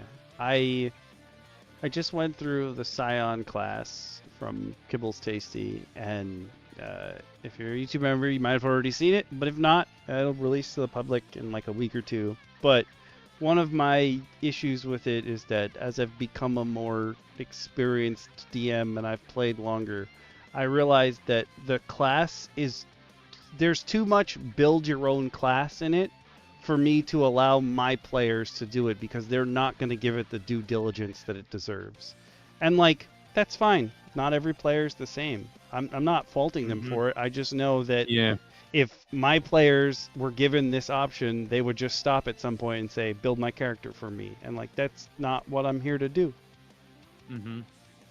I think you're totally right. I don't really like too much of that. I like having maybe a class that has that option so that people who want to fiddle could fiddle. Like in the edition we play, the classes are very simple, but a magician is very fiddly. It's like, and a thief is very fiddly. So it's like you trade survivability for fiddliness. And in my opinion, it's not a trade I want to make. Just stick with, one of the easy ones and do you, Yeah. Anyway, I agree. Because sometimes games try to like, I think 4th edition is cool. It does cool things, but it also makes every class equally as fiddly as one another in a way. Oh, I see what you're saying. Because yeah, it's like the fighter just no longer attacked with their weapon. Every attack became a special kind of attack, an at-will power, or a once per combat power, or once per day power, however that worked. And everyone had those powers, so everyone used the same, like, it's like Diablo. Everyone has a different thing in their, like, mana ball. Yeah. Like someone has spirit and someone has mana and someone has, like, I don't know, juju. And right? And someone has, like, blood, berserker blood buildup, right? That sounds right. Instead of that in 4th edition, well, it is like that, where it's like everyone gets a mana ball that's just like, you have a different thing that goes into that mana ball. Like some people might want less rails, and other people are like, no, I like having the rails there. Like, I'm gonna Mhm. ride them to get to the end. Right? There's Yeah. nothing wrong with that. It's just different ways to play the game. Yeah, totally. I totally Yeah. agree. And to accommodate those people in the same game is probably a good idea because it might be your table that is split that way. You know, who knows? You know your own table more than anyone else does. So, you know, and games are the same way too. Like I said here with the immersion, and I think that's why we're talking about this. Like, you can have an immersive game if you want to, or you can have a fucking monster of the week arena fight every Thursday. Right? Like, anyone can do what they wanted. We talked about BECME with different types of levels of play. Like, eventually you get to the domain game where you are like kings and queens or whatever and own spy guilds and stuff, and things are it's a totally even like different game. It becomes something. So one group might have a preference to actually do that and spend their sessions doing that, and another group might be like, okay, we're rolling up new level 1 characters while we have these other characters that are kings and queens and shit in the world, you know, like, or another group might want to do something else, right? Everyone Might can run do their it. tavern. Like, Yeah. it's cool that you can do all of these things there. It just depends on what table you're at. Yeah. As long as everyone's having fun, then play the game however you want to play the game. Well, I'll say that if you've been having fun watching the stream and listening to us yap, you can help us out in the disembodied the way only the disembodied voice of DM Lakara can help us. As I expect Okami to play the track. Playing the track. Hit the buttons. Do the Please. thing. If you have money, make the buttons give him money. If you don't have money, just hit the buttons that subscribe, and that also gets him money. So you get to feel good either way. Thank you, AWAS, too. We appreciate you, Awaz, as always.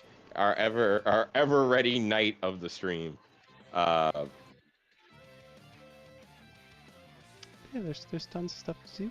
I said at the beginning, those of you who are on Twitch and you've got Twitch subs, and those of you on YouTube who are YouTube members, you may have noticed some of your icons have changed. I just went and made sure that all the Twitch subs and the YouTube member icons are the same for the same time frames. So if you're weirded out why your icon changed, that is why. But Twitch actually has more time frames than YouTube does, so I gotta make some more. Though we currently don't have anybody who's been a Twitch sub for 7 years, so I got time to work on.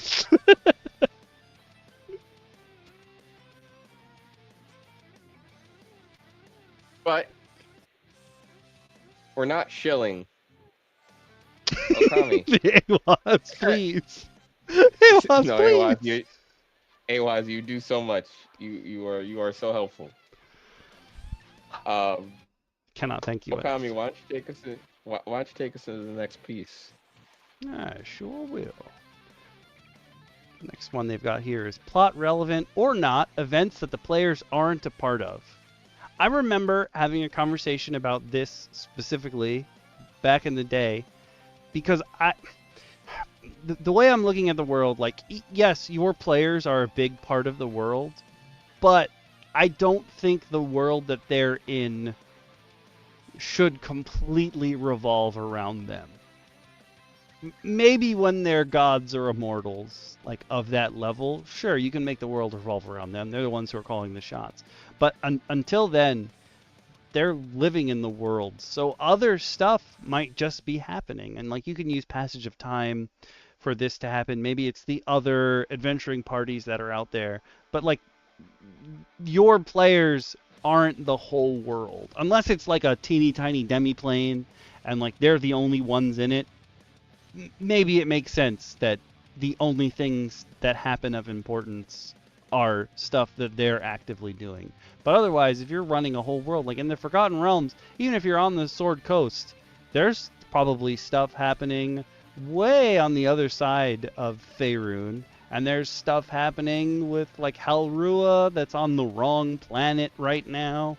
Like, it's not just your players doing all the stuff. So I totally understand this, just to make your world feel lived in, that things are happening without them having to like physically put their hands on it to be the catalyst.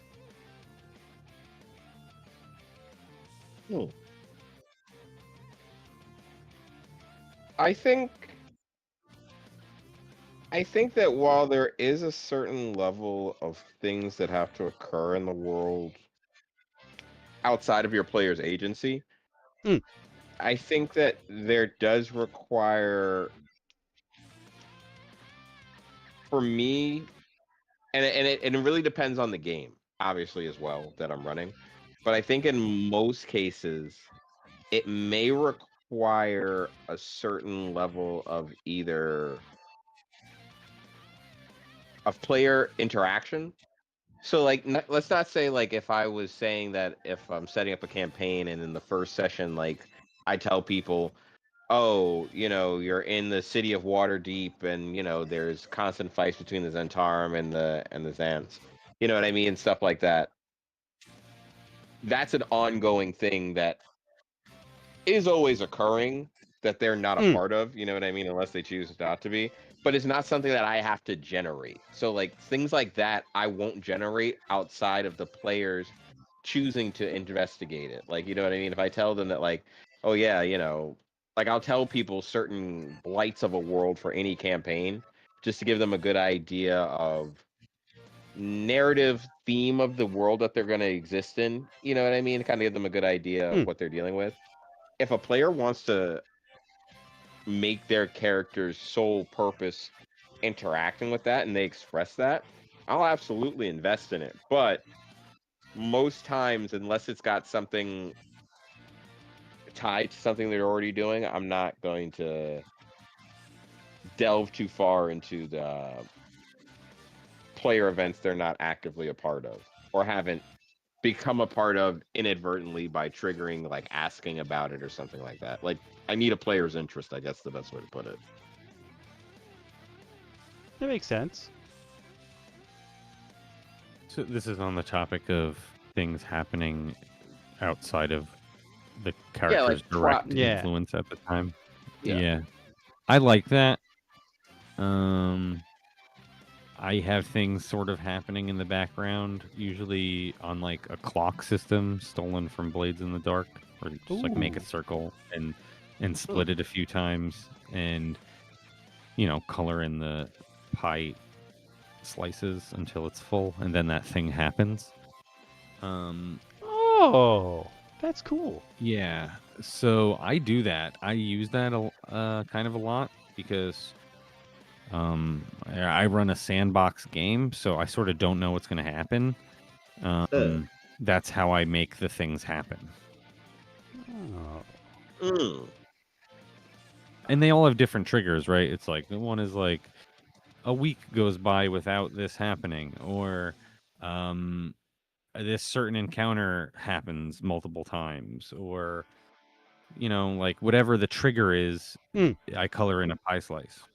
Maybe every night I roll a d6, and on a 1 and a 2 I color in a pie slice. Like, it could be that arbitrary, right?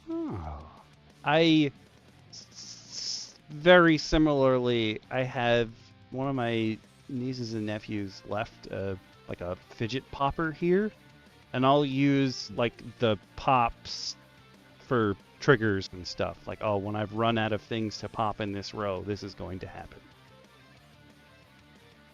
But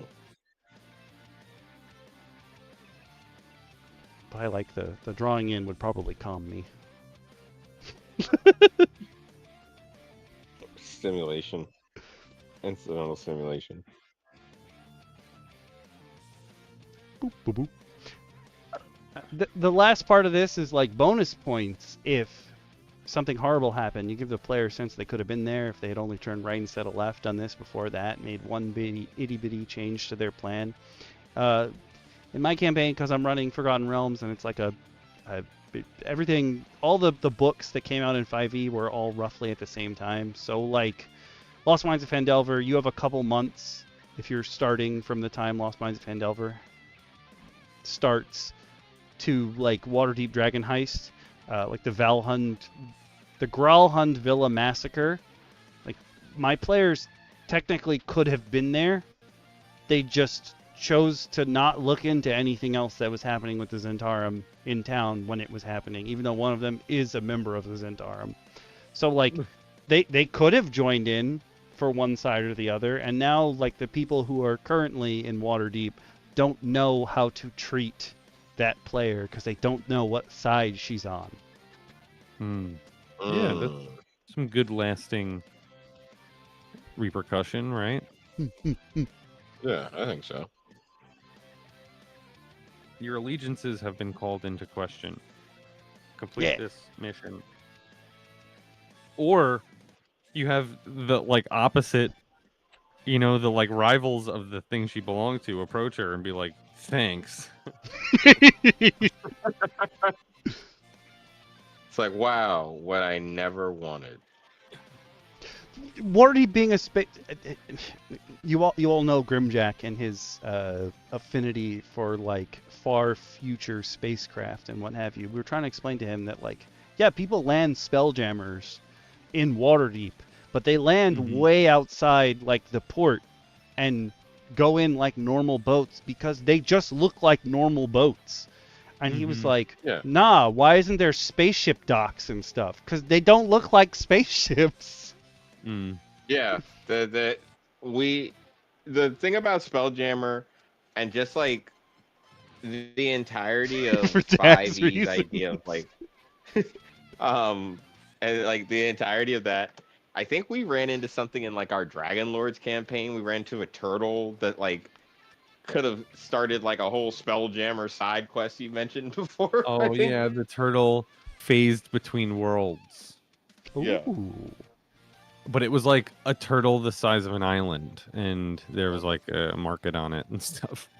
Yeah, like we met Vidalkins, but there weren't Vidalkins in that world, so he never explained them as Vidalkins. He was like these like weird looking people. And I was like, okay, I get it. We don't know what they are, even though we kind of know what they are because our characters don't know what the hell to describe them as. Yeah, I tend to not say the names of things unless you guys know the names of things. That's smart. That is a thing you do. Yeah. I really try hard, and then some nights I'm real stoned, and I'm like, the ogre, the ogre, the ogre, the ogre. It's the honest truth. No, it happens to all of us. Understandable. There are definitely times where we've definitely had a couple of we definitely had a few games where I'm just like, yep, the ogre. Just I'm like, that's an ogre.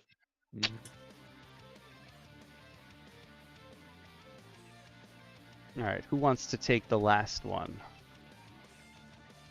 I'll hop on documents to read. Documents to read? Oh, like handouts? Ooh.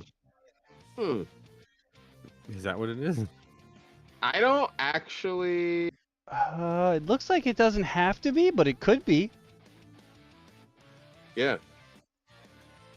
I like handouts. So possibly. Yeah, handouts work. If you're a DM, you know how much exposition you need to do. Whether it comes in the narrative voice or the mouth of one of your NPCs, you constantly need to be informing players about the world around them. Okay. So it looks like he's quickly reading it. He's noting like children's stories that could warn about local monsters. Police reports might follow a lead where to follow. A diary of a young man's crush who lives next door. Creation is the human condition, and in some form or another, we leave behind evidence of existence of our world. It's pretty much telling you to fill your world with world. I guess is like the best way to put it. And I don't disagree. Again, I'm not going to. I only give what's necessary when it's necessary, I guess is the best way to put it. I try not to flood my. I've done it in the past where I flooded my players with a lot of superfluous information Sure, we've all done it. because I wrote because I wrote it. You know what I mean? And I was like, well, I wrote it, so it must be important, so I'm putting it in the campaign. And it was things that like never came to light in a game. So I'm very cautious not to give them more than what I intend to work with. I like that. Okay. No, you go. No, I was gonna say it also just allows me to keep my headaches low. True. True. I just want to put in that I learned early on that also, like, sometimes your players want way more information than should ever be expected of you. Often, like, you're playing a video game when you're not, where someone spent like 6 months writing something. Like, when my players met Agatha, well, when they met Agatha the Banshee was one. My players don't have like it's not necessarily a sense of urgency, but they often think about things at stupid times. So one time they were getting chased by a wraith, and they walked into his bedroom and were like, I'm going to read his books. And I was like, I mean, I can tell you what some of the books are, but do you really want to do it now? And then when they got to Agatha the Banshee's little manse in the woods, they were like, I rolled really high. You're going to tell me what's on every page of her 400 years of diary that she wrote before she died. And I was like, I'm absolutely the fuck not. Yeah, no. For what? Like, what? For what? What are What you do you hoping need to to know gain from this? If there was anything relevant in any okay, it's not, hey, you found, you know, you're in the castle of the vampire, you need, or the lich's, you know, labyrinth, and you need to figure out where he was, and you stumble upon his library where he happens to have a diary, which may just jump to the point where I'm just like, he really loved a certain raven, and wow, lo and behold, this guy's got a stuffed raven at his mantle. Like, that's. Well, I'm not gonna fill in the middle and tell you about how he found the raven, how he and the raven were best friends on the glade, unless it's important. Yeah. There's just a certain point. Yeah, I think like you point the camera at the important things, right? Mm-hmm. You open the book and you read it, and doodle later the next day, this is what it was about, right? Mm-hmm. Yeah. Okay. You know what I mean? There's definitely no need to write an entire book. Yeah. Yeah. Unless, like, that book is the only time I could ever see you filling in the entire book is if that entire book is like a prophecy, and that's the prophecy that your campaign is being run off of. Like, that's the only time I could see someone having written a whole book that the players can If read. you're gonna make a handout, Yeah. you know, like, then sure, like, make your poem or your song verse or whatever it is you need to do that. It's cool.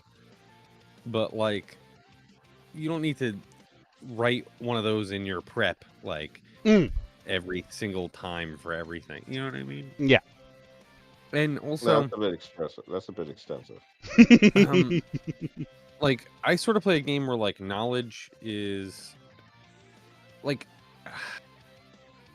everything is a hook, right? You want to know something, then you're going to get hooked into doing something else, and then you'll get the answer, right? Like, you want knowledge, you have to go do something, right? Whether that's you have to do something to get to the person to ask, or you have to get sent on some quest in order, right? Like, everything becomes a hook.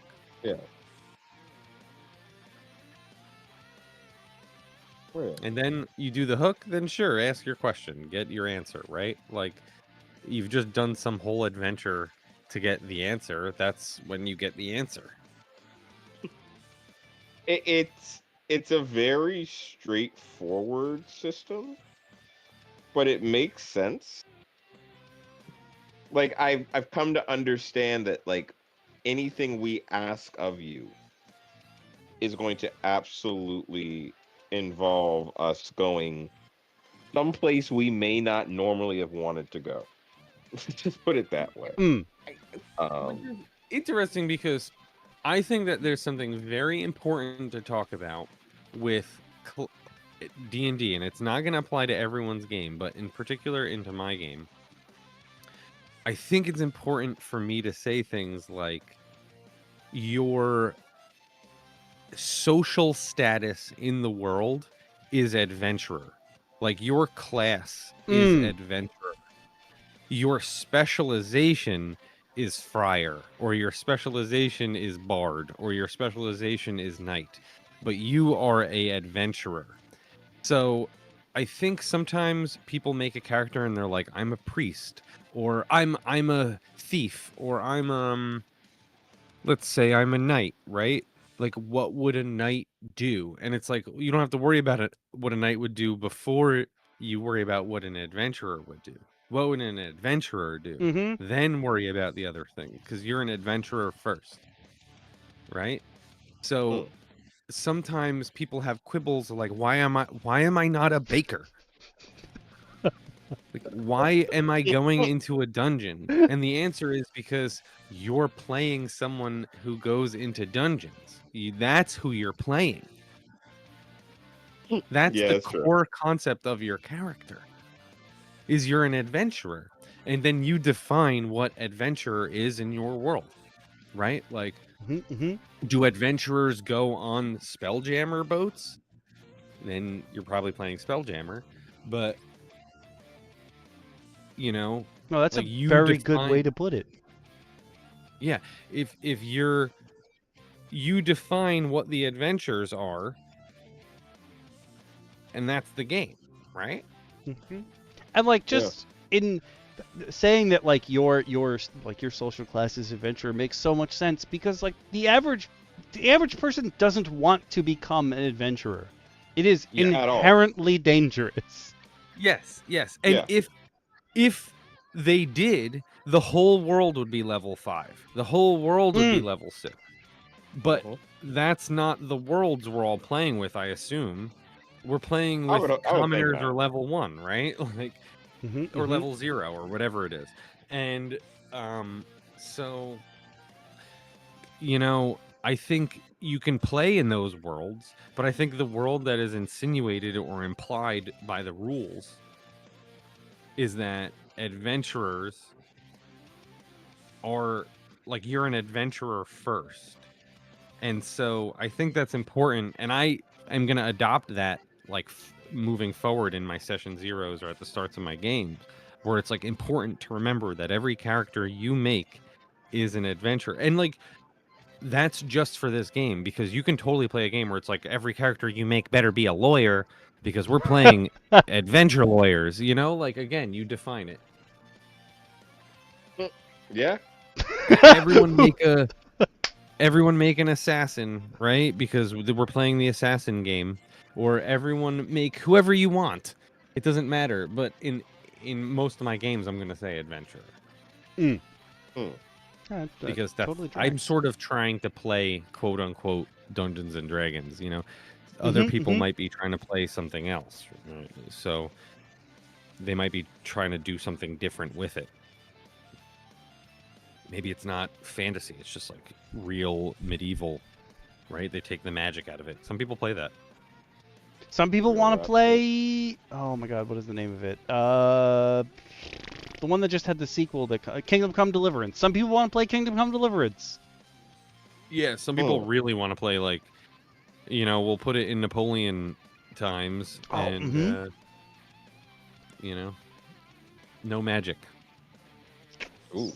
But there's treachery Everywhere. and spycraft, right? Like, whatever anyone wants to do it. Yeah. But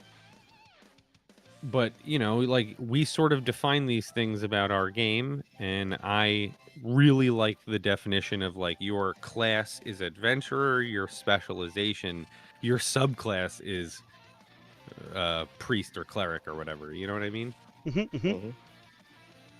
I like this a lot. But I don't know how that that brings came us up. to the end of this list. Don't worry, there's more. There's more articles. There's always going to be more articles. I did add the one, Vinny, that you sent the other day from the Alexandrian. That's that. Hopefully we go to wanna that do one that soon one? because that You the want to just fact go to that that they're one? not keying maps is insane. Yeah, that's kind of crazy to me too. Do you want to maybe jump to that one? We can jump to whatever one we want. I It's true. actually might have to get going. Oh, okay. We're gonna save Is that that one for you. okay? Yeah. Okay. Oh, thank you. Thank you for Next dropping time, by. Yeah, well, thank you for letting me talk about Dungeons and Dragons. I love this Hell yeah. shit. You know, you're always welcome to come talk about D&D. Everybody's always Oh, welcome. Literally.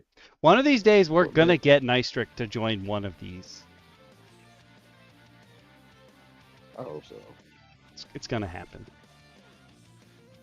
We love talking about D&D. It's It's so good. Yeah, it is an good. obsession. Truly.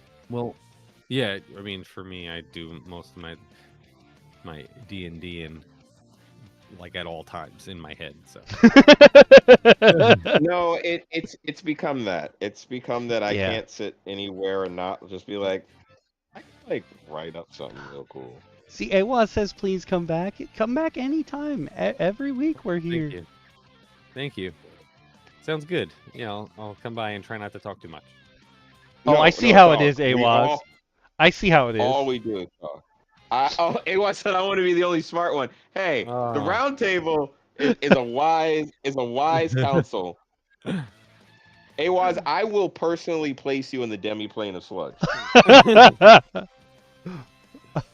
Hey. I guess thank you and take care, and we'll talk again. Yes. Absolutely. Fantastic. All right, That the was next amazing. one is Kick it 12 up, movies to inspire your next great heist. This one didn't come out Okay. around the time Dragon Heist did, but it's obviously that's what they're referencing. This one is from D&D Beyond. If you are Yeah. on YouTube, you can drop the description. If you're on Twitch, I'm popping it in and pinning it for 30 minutes. If you're in the DM chat, I'm sending it to you as well. Really? No, I'm just kidding. Imagine you just didn't send it to us. Like, good luck. Now it's time to change up the music because we need some heist music. Oh, okay.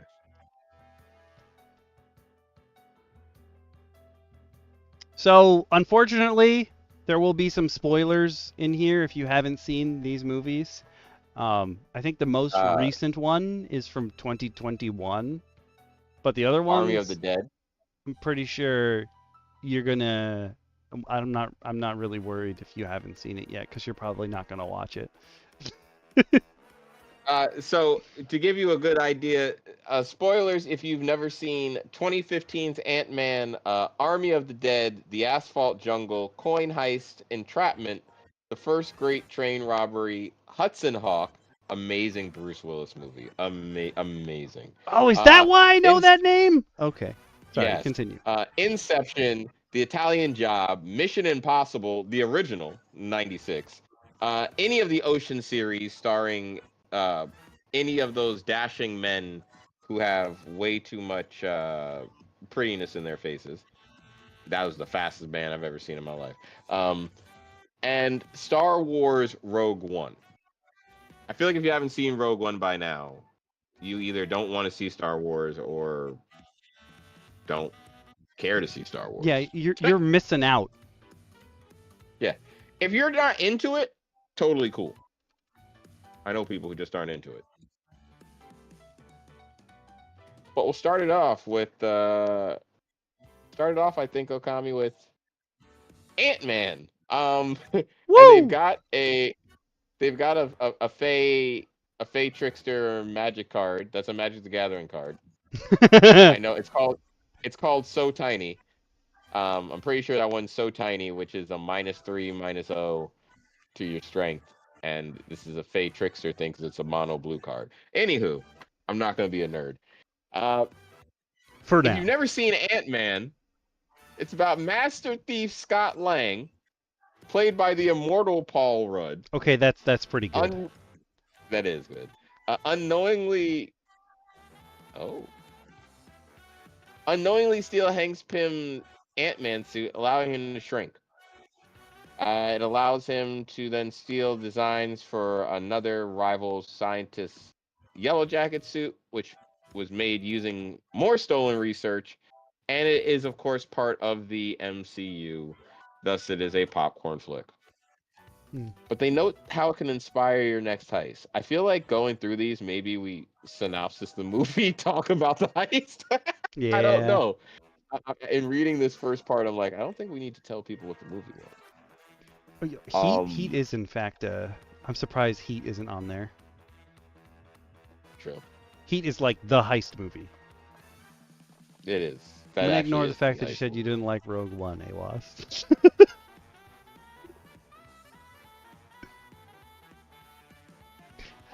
I can't fault people for not liking the Ant-Man movies. I really do, because he's just a derp.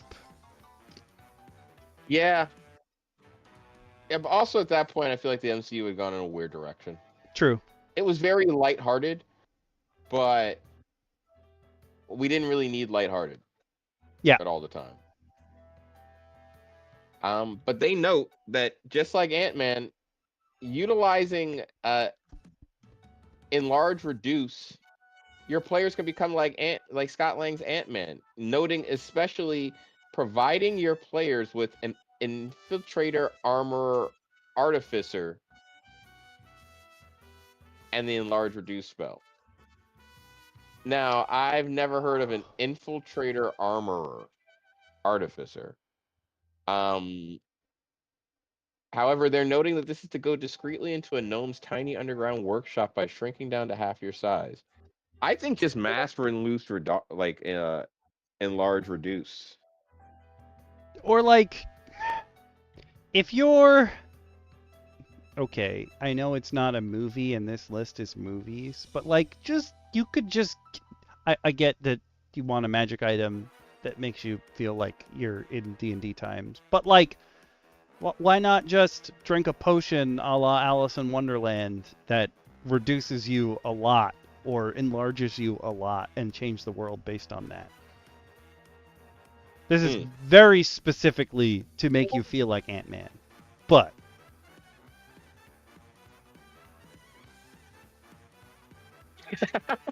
Good old George Clooney.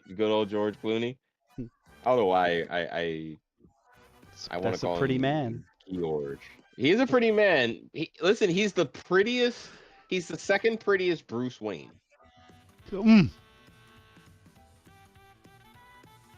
First, Michael Keaton. All right, that's fair. I'll take that. Michael Keaton's a beautiful man. Beautiful. Love me some Michael Keaton. But to the point of this, I do think that this is a good point for any kind of heist, that if you're going to run a heist in your campaign, this is when you play up to your spellcasters to look at their spell books and their spell lists for the non-combat spells. There are so many uses for everybody's spells that, like, everyone's just like, I'm not hitting this person in the face with my spell.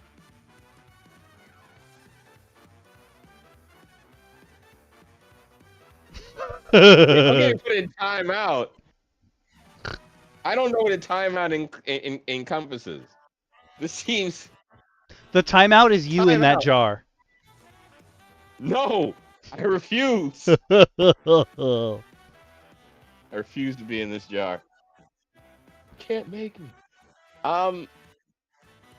But that would be interesting. I definitely think that it's a cool thing to utilize spells like that. Darkness, obviously, light to blind people. Because remember, old school light, you could just throw that in somebody's face. That was also a grenade. You could cast light on somebody's weapon and, like, blind them. I like that. But things of that nature, I think that's definitely when you want to tap into that So it definitely you don't need to use an artificer to do so if you don't want to include that level of power in your world. And you can stick to scrolls, spells, The jar. AWAS, not the jar. All right. The next one is Army of the Dead. It's classed Las Vegas casino heist movie, but with zombies and Zack Snyder nonsense. Yeah. It's a Dave That's Bautista accurate. movie that you're probably thinking of, because I think it's the only one where Dave Bautista fights zombies. I think. Question mark? Anyway, you could just oh, hello. You could have some undead soldiers from Eberron if you want, but like this is a very easy one that you could put in like doesn't necessarily, yeah, you can use zombies or you can use mummies, like you're breaking into a pyramid to get to the riches that are housed with next to the sarcophagus, that kind of thing. All of those work. Like, how are you going to get in and out from these creatures that like never give up, they never sleep, they never rest? What are you going to do? Go get that payload. Yeah, you're not getting away from restless creatures. And there's an idea that we always make all of our undead, especially as GMs, shambling undead. And I like using the term shambling undead. But in truth, a zombie's movement speed is normal. Yep. So in truth, they're not shambling up to you. They're walking up at normal speed and just slapping the hell out of you.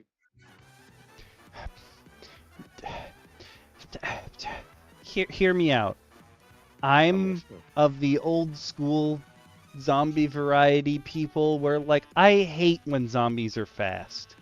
Like that's not a zombie to me. That's like an umbrella creation, a Horzine creation. Yeah, I want my zombies slow and menacing. I get it. However, I don't mind my zombies slow if my skeletons can be fast. Okay. Because I don't believe all undead are slow. I'm with you 100% there. And the only reason I don't mind normal speed zombies is because I don't mind a player utilizing things like difficult terrain to slow down a zombie. Yes.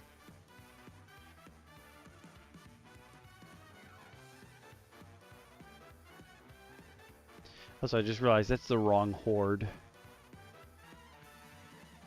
Well, it's not for the horde. For the horde. That would be generational wealth. Or like the man who invented the toilet. Oh.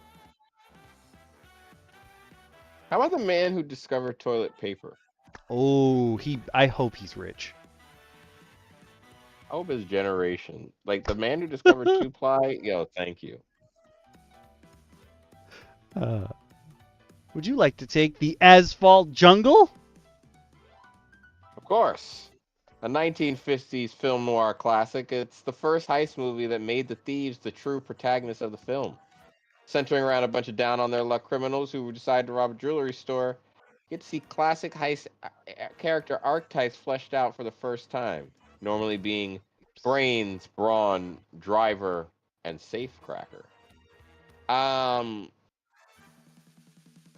do think that that's something important when you're planning a heist campaign to tell your players that they kind of, while they don't need to have actual titles and purposes and like skills or powers from it, they should plan and kind of designate certain players' characters for certain tasks specifically. Ooh, yes. And if you're going to have players play a heist campaign, tell them ahead of time that they're having a heist campaign so that they can prepare their characters for a heist. Like, do that in session 0. Yes. And I have them work their characters around the idea of a heist. am a very big proponent of when your team is initially coming together and you're about to play a D&D campaign, of telling each person to say, hey, build the character that you want to build. Don't look at your team as like the perfect archetype and then only choose one section of the perfect archetype. Like, build whatever character you want to build to live in this world.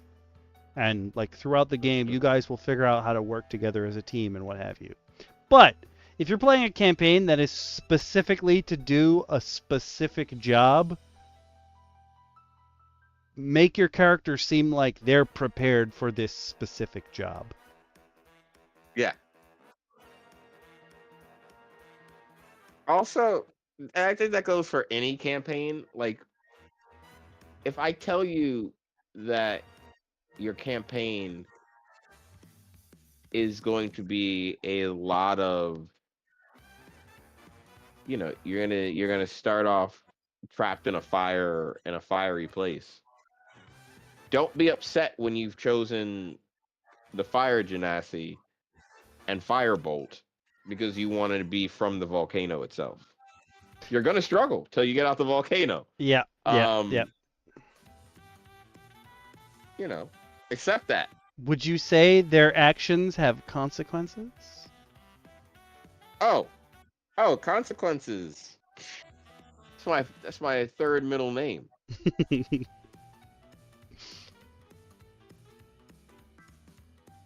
But yeah. I absolutely believe that you should have consequences. And I think that's why, because there's consequences, especially in a heist style game, you need your roles. And I think it's cool that, and you don't have to go to the Asphalt Jungle. I think you go to anything, even just the basics of D&D. The original classic party was a fighter, cleric, a thief, and a mage.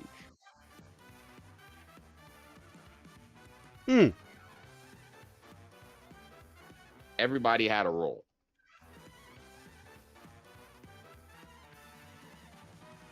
Everybody had a role.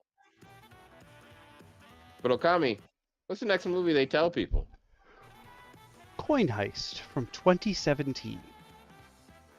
After their school loses millions in an embezzlement scheme, a Breakfast Club-like mix of students, each with their own unique talents, band together to steal from the U.S. Mint and use the profits to save their school. Okay, so like this is well, listen, if you're gonna play a campaign very specifically, that's like you guys are getting together to do this job.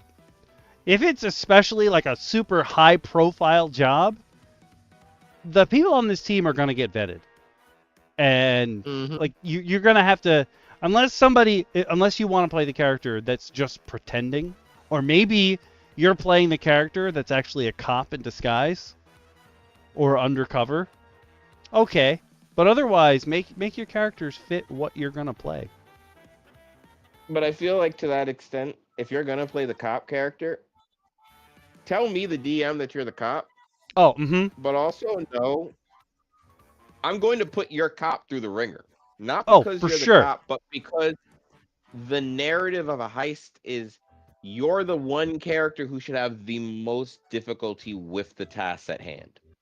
Yes. I'm going to play into your story beats. So don't be unfortunately upset when I call upon your character a little bit more in certain situations, or have you roll a certain disadvantage. I'm going to do it in a way that I think that's obviously never going to reveal it to the rest of the party. Yeah. But it will be a story beat. And it should be okay that it's a story beat. Their suggestion for this is to run it as if you're in Strixhaven, so that each of the players can be from a different school in Strixhaven, so they'll have a different magical specialty. But like, you could potentially do this with anything you want. Like, I made the joke on Evil Crossover stream when I was teaching Evil Eyeball how to play D&D. I was using the oh my god. By the way, if you haven't seen it, guys, go check it.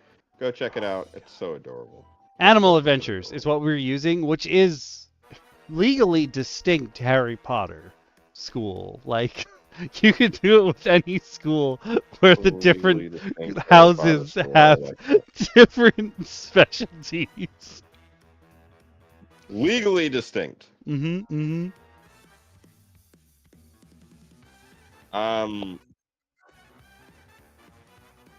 It definitely doesn't require such a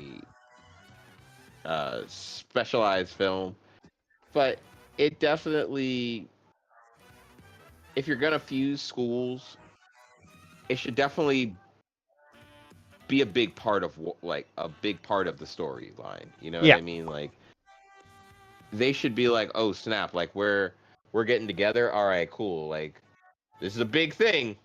Like I want you to know, like where this is a thing now. Like if we're gonna be a school together, if our two schools are working together, like this is the biggest thing ever. Like this is us maybe bridging gaps, and I would create for the story purposes like beefs between the schools. Yeah. Like I feel like I owe that to my players, Mm-hmm. just a wee bit.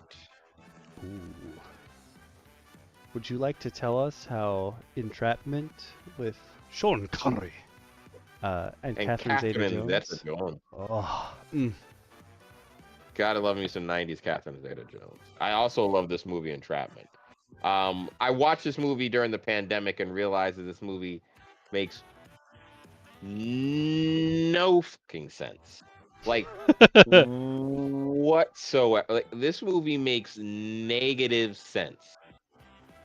And that's okay. Let me be real with you. It's a-okay. But Entrapment, the movie holds a very special place in my heart, mine too.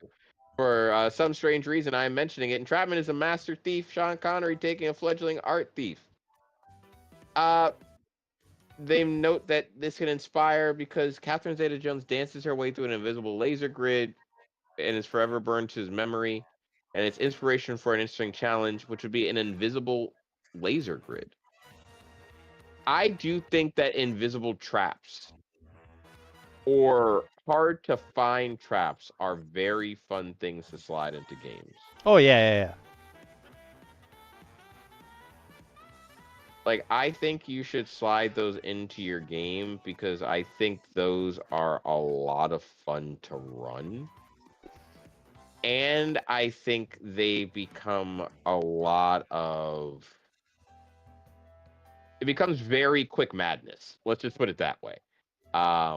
Because the trap doesn't have to be like death defying is the best way to put it. Like it doesn't triggering this trap doesn't have to blow up the whole building. But it could make the floor sticky or turn the lights out. You know what I mean? Like Yeah. it can have odd adverse effects in the world without the game becoming unplayable. That's something to keep in mind. Like as you're playing, that's always something I think people need to keep in mind.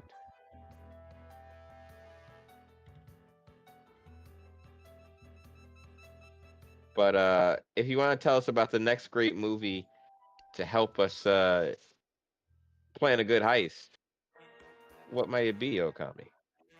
The first great train robbery from 1978, in which an illithid Sherlock Holmes PI comes after an Asimar who's been murdered, and an Azer watches from behind like the creep that he is. Sorry. It's actually about a team of con artists attempting to steal 2 cases full of gold stored in a baggage car of a train before it gets to its destination. Okay. They're like, yo, this can be your lean mean D&D one shot where like you're chugga chewing and you have your train and your players are going to have to catch up to the train where it's going and then move through it. Dungeon in a Box actually just released one of the Dungeon in a Box things was this, and it comes with a 3D train that you can build, and it is exactly this story. That's actually funny. I was like, this sounds really familiar. Yeah, that's exactly what the Dungeon in the Box was. Like, fun fact. It's familiar because I unfortunately don't own it, but Dungeon in the Box makes some pretty good 3D stuff. What's up, Elite Wolf? They make Hey, Elite some Wolf. pretty good stuff.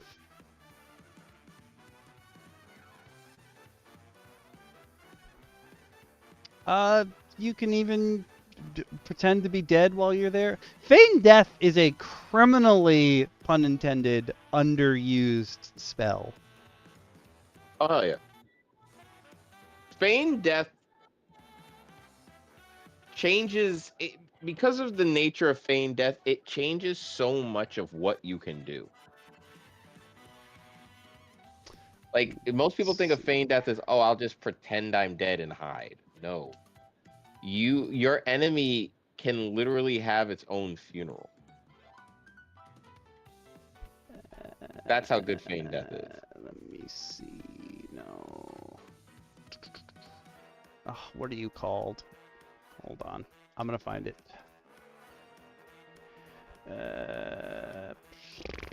What are you called? Of course, you're not showing. Oh, I'm assuming it's got to be part of Wondrous One Shots. Here we go. The Emberlight Express. Oh, it won't let me click it though. But it has a full 3D train that you can put your dudes in, and a bunch of other little maps of like being in town and what have you. Pretty handy.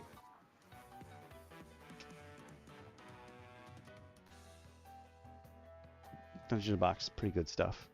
Sorry, but continue. No. I was going to say, you want to tell us about the first great train robbery? That's it. No, you're up. You're Hudson Hawk time. Oh, snap. You're right. Sorry, I got thrown. I lost my own place. That's on me. Hudson Hawk, naturally. I mean, if you've never seen Hudson Hawk, I really do suggest you do. It's a very dumb early Bruce Willis movie. I love it. I love it to death. But if you want to go the Hudson Hawk route, Hudson Hawk is blackmailed by the deliciously evil siblings Darwin and Minerva Mayflower, Sandra Bernard and Richard Grant, into stealing the Da Vinci Codex from the Vatican, which hides a crystal that powers a strange machine built by Da Vinci that turns lead into gold.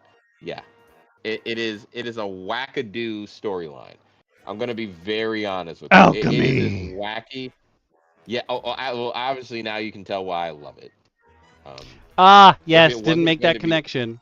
I get it now. Yeah. If you couldn't tell before, good old Nicholas Flamel level crap. Gotta love him. He was a real person, French alchemist. Can't help it. Now they say here to never be afraid to bend the genre or D&D lore beyond its common conventions. The way that Darwin and Minerva relish their dastardly agenda feels almost out of place in a heist movie, but it works. Basically, they're saying, don't be a stickler to the rules of a heist so much that you don't have fun. Be silly. You know, we mentioned before that, these guys are well equipped. They are well equipped, but they could still be their first heist. True. So they could still go through the bumbles of first heist. Maybe you don't reveal to your players that each of them is actually replacing the person that was supposed to be on that heist. So you tell each of them to not tell anyone or reveal to anyone else that this is your first heist. Ooh. Because you're replacing your person. But you tell it to all your players. So they all have to act inconspicuous towards one another about how skillful they are at the heist. only for them to accidentally reveal at various times, potentially, that they were all amateurs all along. That's how you do it. That's how you do it. You build it. You build it and you bend it like Beckham. I thought you were gonna say build them, customize, mobilize. I did that, didn't I? That's my fault. I'm sorry. Awaz brings up a pretty good point. Richard E. Grant, the bad guy here, is old Loki in the Loki show. Yes. Yes. Oh my god, is it yes, gonna be weird if he I is. see him in this movie because he'll be young? Like my Oh, dad yeah. gave me some old movie to watch, and I hear this voice, and the screen pans over, and it's diabetes, but he was young, and I was like, Oh, no. young Wilford Brimley? Wilford Brimley has always been old. I don't know what's going on here. This can't be him. Pre-Beatus Brimley? Yep. That sounds so terrible to say out loud. Pre-Beatus Brimley. I am going to super hell for that one. But pre-Beatus Brimley, I can't stop saying it now. He is what a thing to witness. He is such a crazily great actor that is only known for diabetes. It's true. It's sad but true. But it's kind of like how the guy from Reno 911 is really will only ever really be known for being the Taco Bell dog. Oh shit, you're right.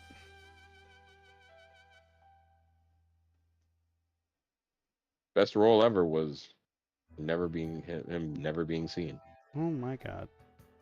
Kind of unfortunate, but I guess it's also good because it means he gets to walk around. Oh yeah, Ish. something like that.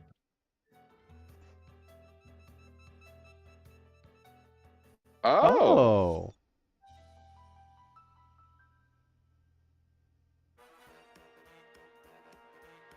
Interesting. That's actually dope to know.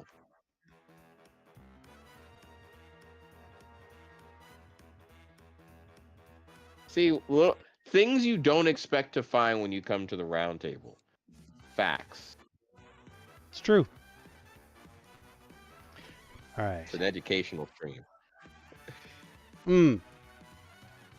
Next one is Inception. If you haven't seen Inception yet, I was going to say, what are you waiting for? I've actually never seen Inception in its entirety, so I guess I can't say that. But basically, they go into somebody's dreams and steal their ideas through their dreams. Okay, you can absolutely run a dream heist in D&D via the dream spell. Okay, hear me out. There are creatures that invade your dreams in D&D already.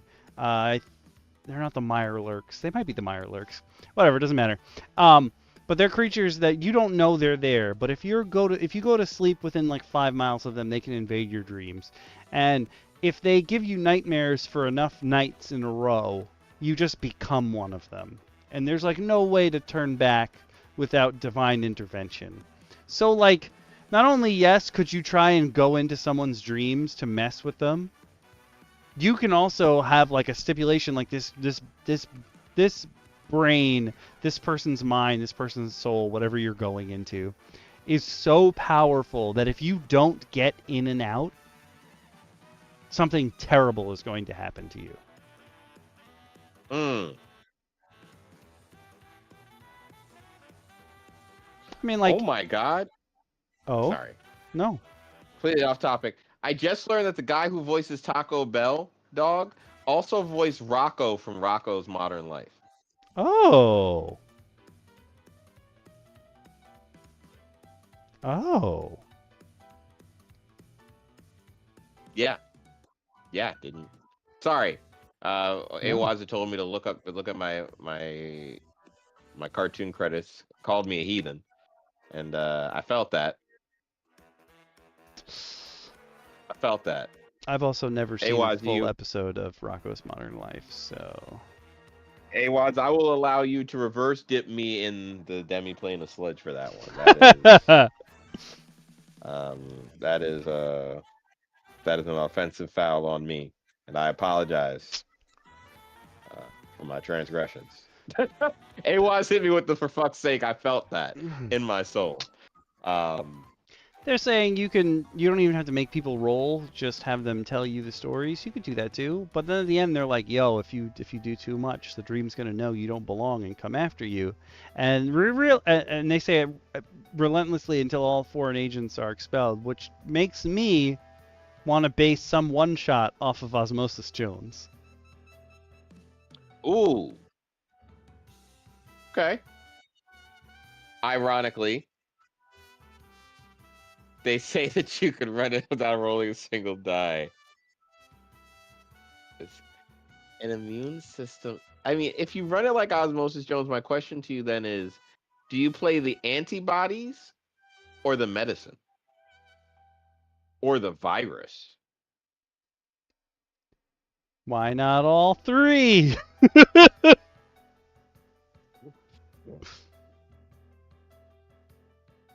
Okay. Just things Okay. to think about. All right, why don't you take the Italian job? Not the Mark Wahlberg. Is it was Wahlberg? That was in the remake? I think you're so. right. Not the Wahlberg version, but the original with Michael Caine. While in Italy, Charlie Crocker and his team of thieves create a citywide traffic jam to steal a large sum of gold from an armored car. It has some very iconic sequences, including moving gold between 3 Mini Coopers as they drive out of the city. It was quite impressive for the time. If you ever watch like clips of like crazy car scenes, this is sometimes in there too. But how it can inspire a heist is for thrilling getaways, and I can agree with this. Maybe the character must abscond with their precious and cumbersome payload using unconventional mounts or routes. Ooh, I could see that, Awaz. Aw. Bit by bit, I could see you being. I could see that. But I respect that. I also love animation, so I respect that very much. But I do think that having cool getaways sometimes in your campaign is a lot of fun because we often initiate the chase from the standpoint of our players chasing the character. Yeah. Not always from our characters being chased. And what they're being chased through.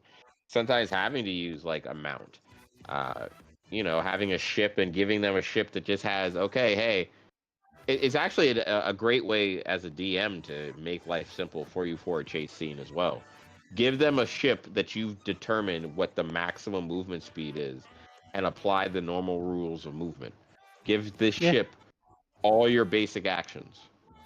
It's just the move action for your party is them moving the whole ship.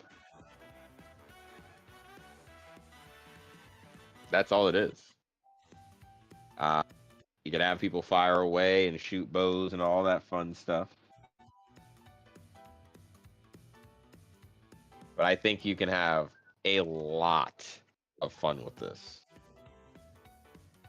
And they note that their favorite options for an infernal war machine, if you don't want horse-throwing characters or chariots, are a Devil's Ride or a Tormentor, which they do give links to. I know what a Devil's Ride is. I have no idea what a tormentor is. It's in Descent into Avernus. You bitch. Yeah, they're good. They found a good way to segue. That was good. That was good on you, Watsy. Getting us to click on your damn links. Kudos. They got us. But what we once thought us accidentally shilling Watsy was, maybe you could tell us about another Mission Impossible. Okay. I see what you did there. Tom Cruise is IMF super spy Ethan Hunt, and he's been framed for the deaths of his entire team. Now he's got to clear his name while also dangling from precariously high places and avoiding self-destructing messages. they're like, yo, remember when he hung down from the ceiling and beep beep boop beep booped his way through that computer, without touching the floor and making sure that you don't trigger that alarm? Honestly, a lot of skill checks and what have you, but if you got one of those little board games that has like the fishing poles where you fake fish and you had to, like, if you use the rods from that to like lower your character down, and you had, instead of a laser grid, I mean, it could be a laser grid in the game, but out of the game you have like strings going across it and you have to maneuver them through it. That could also be very fun. Or even use Operation. Be like, do this in Operation, and that'll be you doing it in the game. I think those are all cool ideas. I love taking board games and like turning them into D&D events. Not like Deficient Master though. I'm not making a new rule set for like Monopoly or Clue. That's not what I mean. That's his shtick, not mine.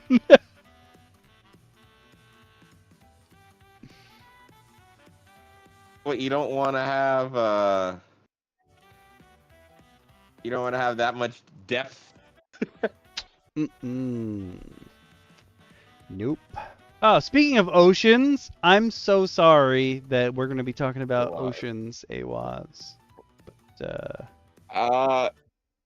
So I don't think I need to sum up the Oceans movies. If you have existed in the past 2 to 3 decades, you've definitely seen either the original Oceans movie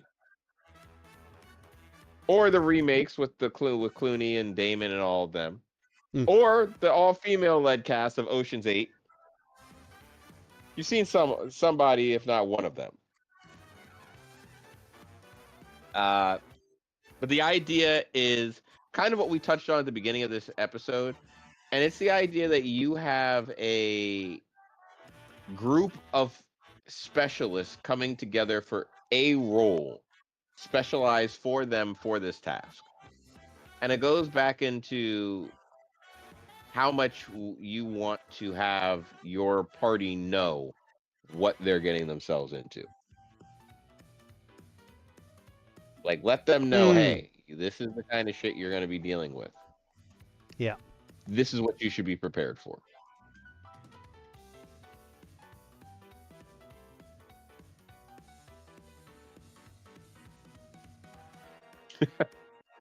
P.T. Barnum just caught strays. It's great. Listen, we were ready. We were ready. But I do think that, again, like I said, we kind of touched on this already. You don't have to have I will say this, you don't have to have every player be a thief for a heist campaign. Unless you want them. Yeah, you almost want more than just thieves. Yeah. You might want a bard or a cleric. Like, there's certain classes that there's fun ways to morph classes and ways to apply things in ways you might not think of. So be creative. Mm-hmm. But definitely give your players an idea of what they're dealing with first. But you can also give them a good idea of a certain movie, Okami. Again, AWA's apologies because we're hitting back-to-back films. It's true. Our bad. But Okami personally said that he couldn't believe it. It's true. So I'll let Okami go with what movie, Okami? Star Wars Rogue One. You got some people who have to steal secret plans for the Death Star.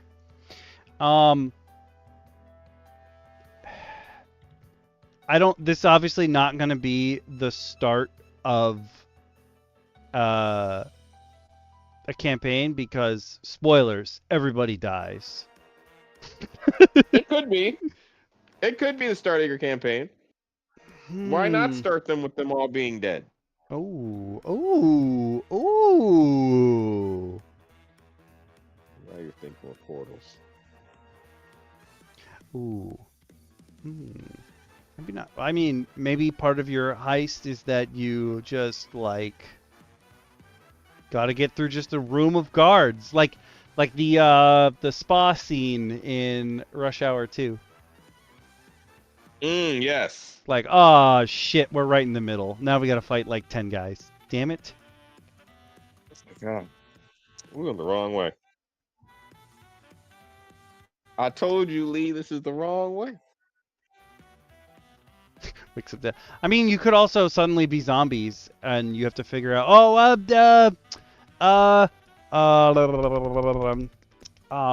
Fist would know the answer to this question. There was recently a Marvel comic series where this, or was it DC? I don't know. One of the comics, there was a dead guy, and has like no memory of anything, and he was working with a superhero, and the superhero realizes that the person who came back to life was a villain, but like doesn't have any of their original memories. So like, are they still really a villain? And they solve mysteries and stuff, and that villain finds out who he was at the end and is like, oh, I mean, like, I don't gotta be a dead guy. I don't gotta be like I was before. You taught me how to be a hero, so I can be a hero now. I cannot think of what it is. I like that it's just, I guess I don't have to stay an asshole and evil. Yeah, like, could be a oh, better I could be different. Oh, God. Everyone got together and was like, I'm going to write the same story as you. No. I'm going to change a name or two.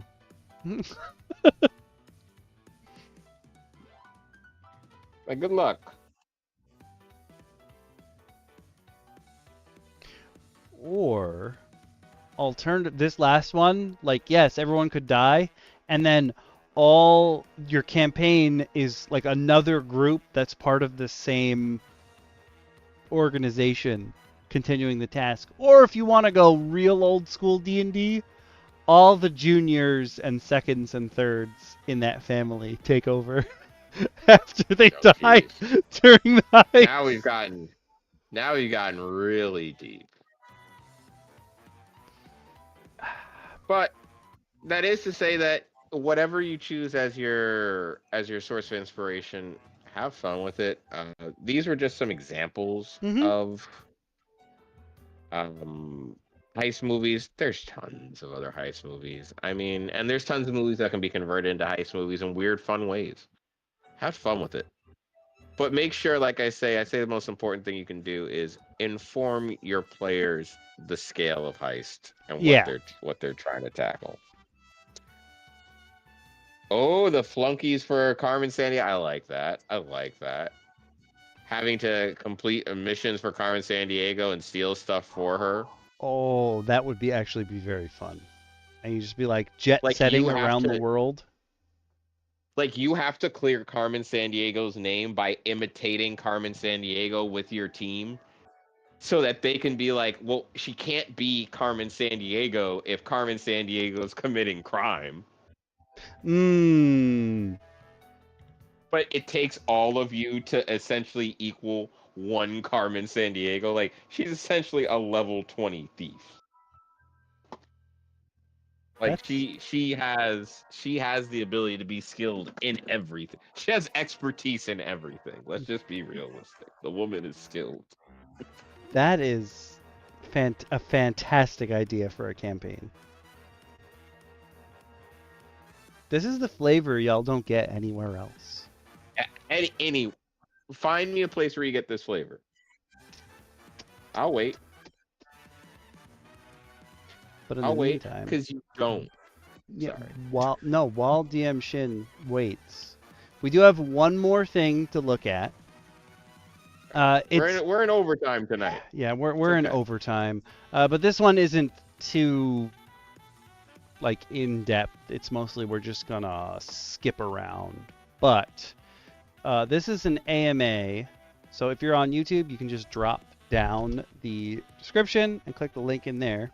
But this is an AMA that a professional DM wrote up or answered questions for a while back. If you're on Twitch, I'm going to throw it in here. No, I'm not. Hold on. This link is too long. One moment, please. Boom. Gonna pin that for probably not 30 minutes, I don't think. But if you're on, wait, no, I just copied it. I can do it again. So if you want to hear, boom.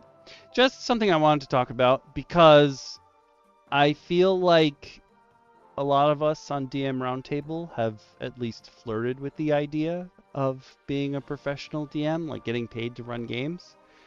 Yeah. And Oh, yeah. I will tell you that when I first started DMing, I was vehemently against the idea of being paid to run games. But after running my game for just about 5 years, I can understand why people get paid to do this. I get it now. um, damn, that hit me in a place I didn't know I had. That hurt. I hurt for you. I mentioned this in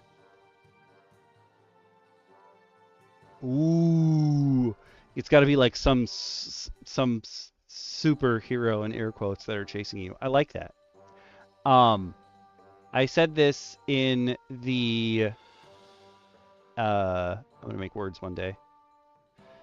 Oh my god, the supplementals I just put up for Scion Class book. I mentioned that there will eventually be a delving into your DMs on office hours as a topic because when I first started my campaign, I was putting in 16 to 24 hours a week.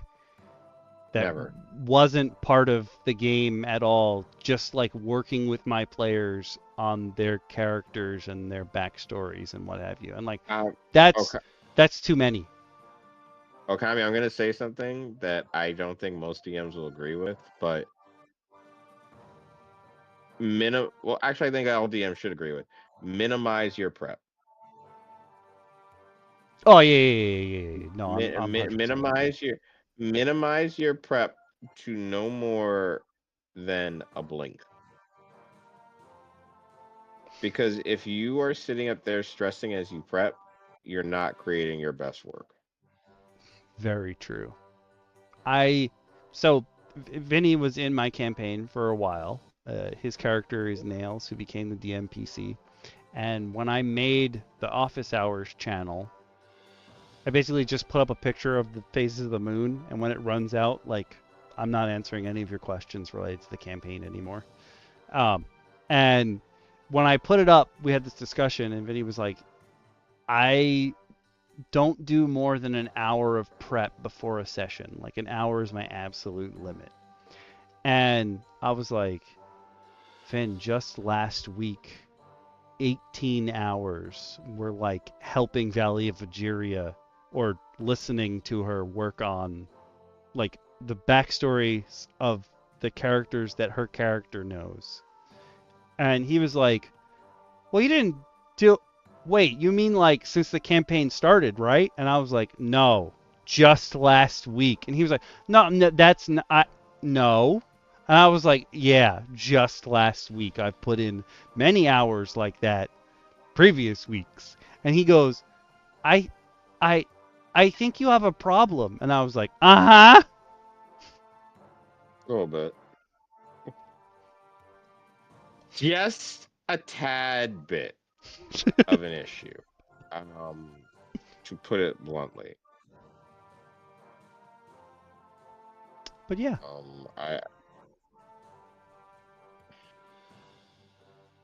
So what were you gonna say?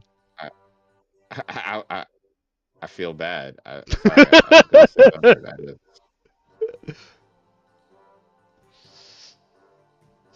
there's just like a certain level of that just like it hurts my soul.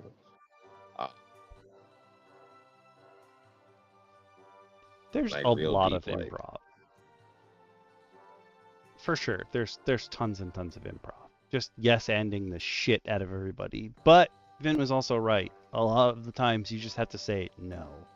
And I would consider that's part of like the no is part of the yes anding. Like sometimes you roll the dice and you look at that number and the end is just nah.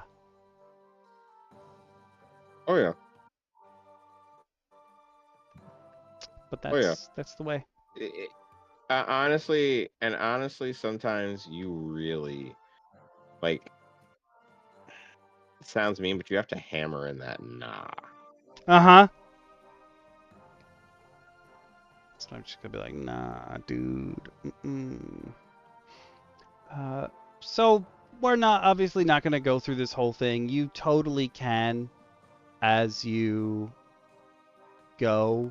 Like if you want to look at this Reddit post and go through every single question, you're totally welcome to. But like we're already in overtime, so I'm gonna be skipping around. One of the things though that is at the very very top of this. Yes, exactly. But one of the things that is at the very top of this is like, how do you make your players feel invested? And this guy's like, oh, I have evolving items for all the players. They don't know what makes their item evolve, but it will evolve. And then the other one is that all the marshals get an additional subclass. Like, first of all, like the rules for that confuse me, but I couldn't imagine my players having more intricacy on their character sheet when they barely read them as is. No. No. No, that's not happening. That's just I don't give a damn. That's just not occurring. No. No, multi-class is a Okay. no. Okay. Hear me out. Because of the I won't. stupid design choices that D&D Beyond made, you can technically multi-class into the 2014 and 2024 versions of the same class. And technically, like, they have the same base abilities, but there are enough changes sometimes that it feels like you've multi-classed into two separate things, but you can actually, on your sheet, multi-class into the same class twice now.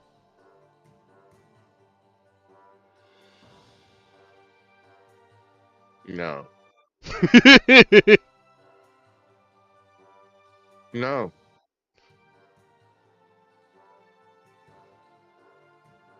One thing he notes in here is that OneNote is God's tool. I disagree. Oh, you don't like OneNote? I like OneNote, but God's tool is pen and paper because OneNote is not everywhere. I have 1,000 sticky notes of random that I have thought of in the middle of my day. That is all related to something D&D related. Whether it's stream topics, campaign ideas, one-shot plans, stuff for Cardinal, all around. I am a OneNote. No, I need multiple notes. I need multiple notes, okay? I need too many notes to survive. I use OneNote, but not for everything. Most of my notes are pen and paper. Nothing beats it. It's true. You can do whatever you want on pen and paper. Yeah.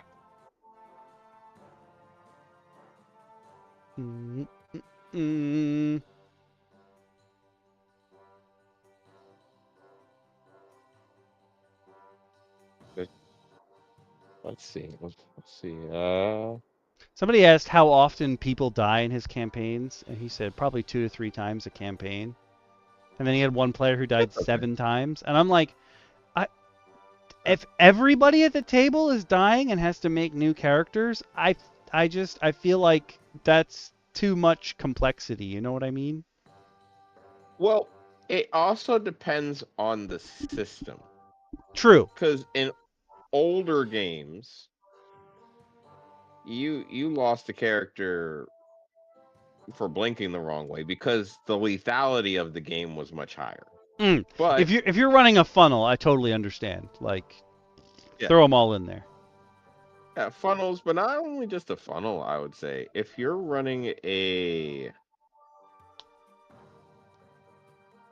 like if you happen to have a game that, like I said, like you're playing Beck Me. Beck Me is not. Beck Me is rough. Let's just put it that way. And Beck Me does not pull its punches when it comes to your character's survival chances. Your character can absolutely die for opening a treasure chest and failing a poison roll. You know what I mean? There's just lethality in the world. You accept that. If you die 7 times in that, I'm okay with it. If you die 7 times in 5e, now I'm concerned. Yeah. I couldn't kill someone 7 times in 5e. that to me that seems much. And you guys know I wholeheartedly am prepared to kill an entire player group or nothing less than spilling tea on my donut when I'm eating it. Just the slightest offense, I will tear them all down. No.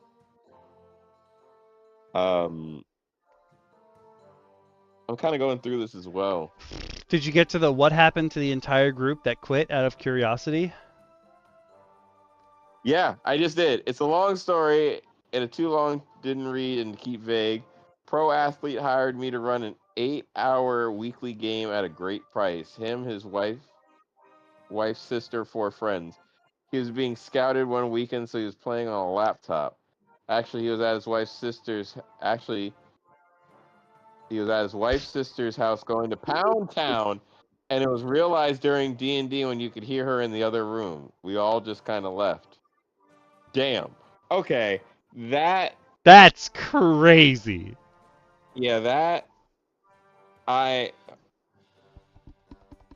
hope he paid you up front.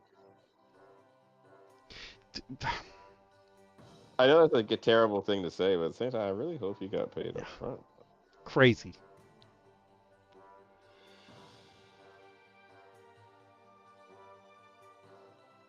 But yeah, no, he has to get paid up front for that, right?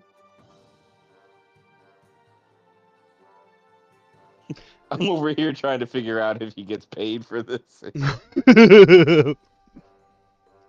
How do you find your players? Roll20 looking for group forums and word of mouth. I imagine. I have had this specific conversation about like what to start charging with, and like the $5 to $10 a head I see very, very commonly is a good thing to start with. But like everyone I talk to is like, but you're not a beginner, so you can't start then at that point. And I'm like, I mean, like if someone's willing to pay me, I'm gonna start where I can start. You know what I mean? I think your skill set is not beginner. I wholeheartedly believe that you're well past the beginner stage in skill set as a DM. I think if you're just starting and you want to get your name out there, $10 isn't a bad starting point. Yeah. Because you're new, people don't know you yet. So you kind of have to schmooze them up a little bit, get them cool with who you are as a DM and all that fun jazz.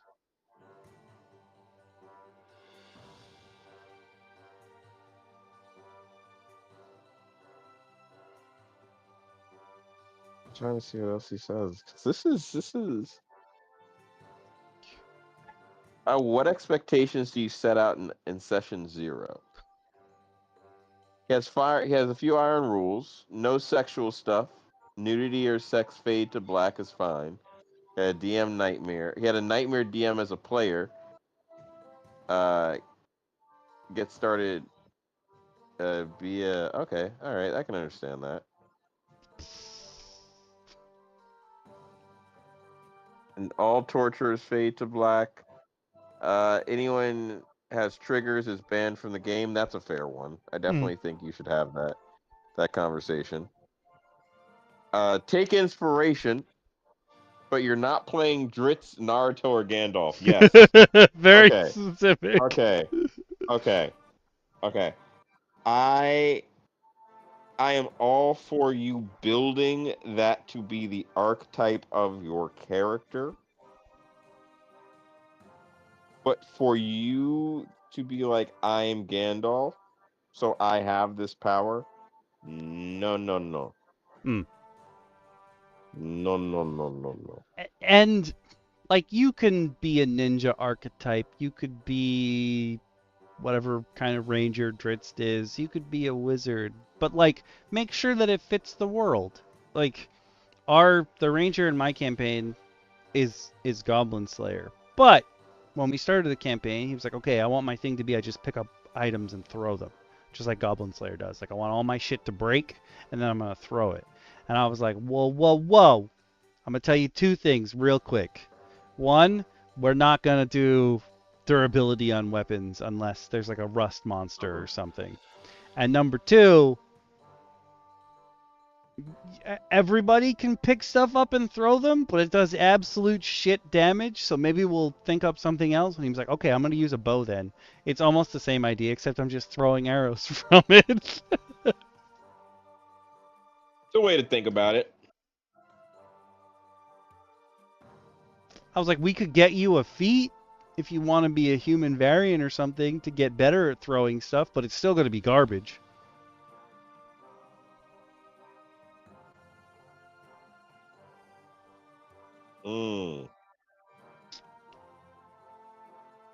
Yeah.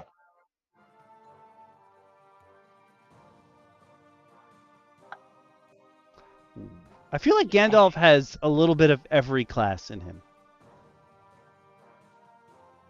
Oh yeah, he's definitely Tolkien's multi-class wet dream. Because you have to think about the fact that every time he dies, he comes back a different class. Because he doesn't really die. He soloed the Balrog for all the experience. Yeah. And leveled up.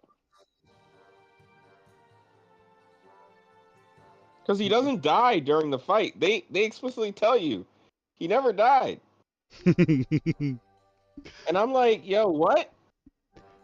We have this argument in our campaign all the time because two of the players actually started after the rest of the group.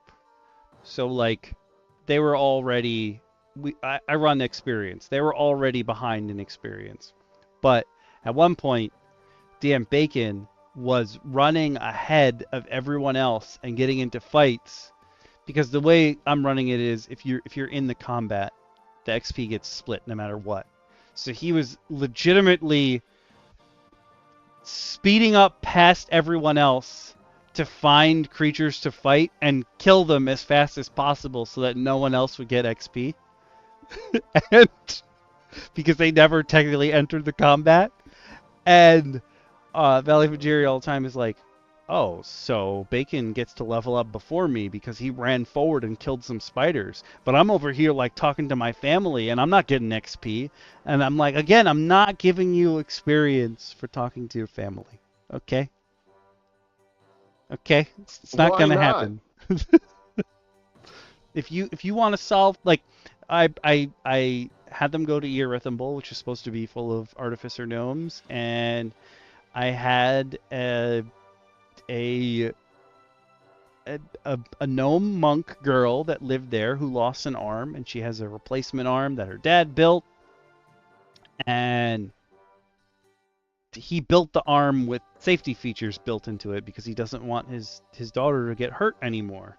but like she can't turn off the safety features, so she can't like go out and enjoy her life. And that was supposed to be like just how I was going to run it. And instead my players spent like 3 in-game days getting her and her dad to reconcile, and like worked out him turning off the safety features in her new arm so that she could just go out and train and fight and do stuff, and like No. accept that her life is her own. Like he doesn't need to baby her anymore. She'll be fine. I'm not letting you fix parental relationships in my fucking campaign. No.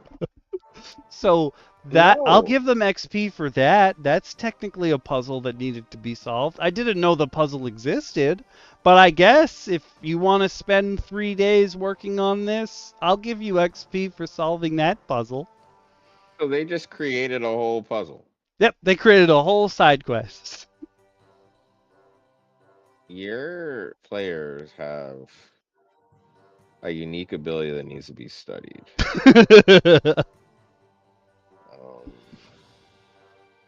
I don't say that to be mean, because I know all the players. I think that's magical to some extent, where that they found a way to just be like, we're just gonna make it happen. Yep.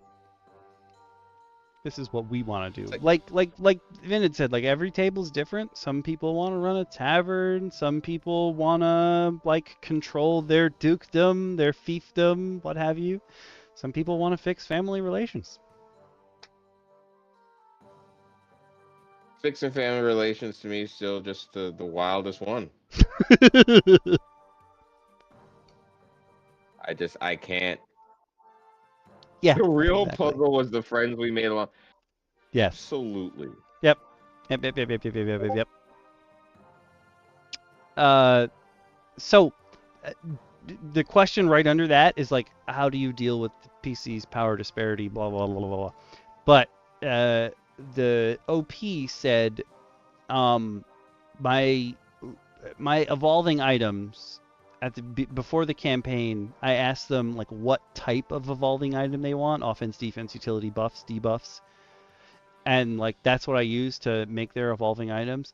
I love the idea of evolving items. I love that you can learn stuff. And like before 2024 rules added weapon mastery, we went over that those feats of weapon mastery, and like I 100% am going to add those homebrew feats into my campaign. Like I love them.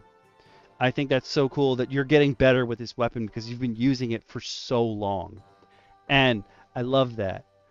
But I have never had a chance to use an evolving weapon in my campaign. There have been 2 of them, and my players, 2 different players, DM Bacon was supposed to get one at the very beginning of the campaign, and he has done everything in his power to not get that one. And the other one that was supposed to be an evolving weapon is Toothy, the friendly mimic, which is supposed to be a mimic that takes the form of weapons as long as you keep feeding him. And Grimjack completely ignored that side quest and then was like, why is someone else not doing the job for me? And I'm like, yo, I had a whole boss battle arena for Toothy. He was gonna lucha libre you, and then you were gonna win him over, and he was gonna be your weapon, and now he's just with somebody else that could have been yours. We could have had so much fun, but no. Instead, he's elsewhere, doing regular shit with new people. But you know what? That's on your player. Yeah. At the end of the day, that is not your fault. Players, sometimes you got to pick up what we're putting down. All right. It's gonna say it like that. We can lead you to water, but we can't make you roll a 20. All right.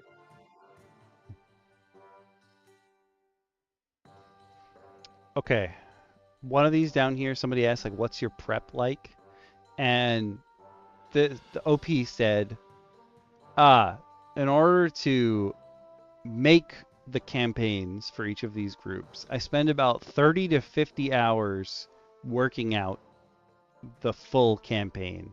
And then for each Okay, arc, stop. I spend Stop. 10 to 15. And then basic maintenance is 0 to 3 hours. 30 to 50 hours just working on the... Like, okay, me and you both in our campaigns have probably worked 30 to 50 hours on them. Yes. But not at the beginning. Not at the beginning. Not my session 0 prep is in no way, shape, or form 30 to 50. That number is so absurd to me. My brain is having trouble. I am having true trouble contemplating that as a number. If I started my campaign inception prep... Okay, granted, my campaign started with Lost Mines of Fendelver as a like rough skeleton. But Okay. if I was to incept a campaign and just sat there writing for 30 to 50 hours, it would be multiple notebooks. Mm. Like, that's just so much. Yeah, that's an absurd amount. I'm sorry. That's just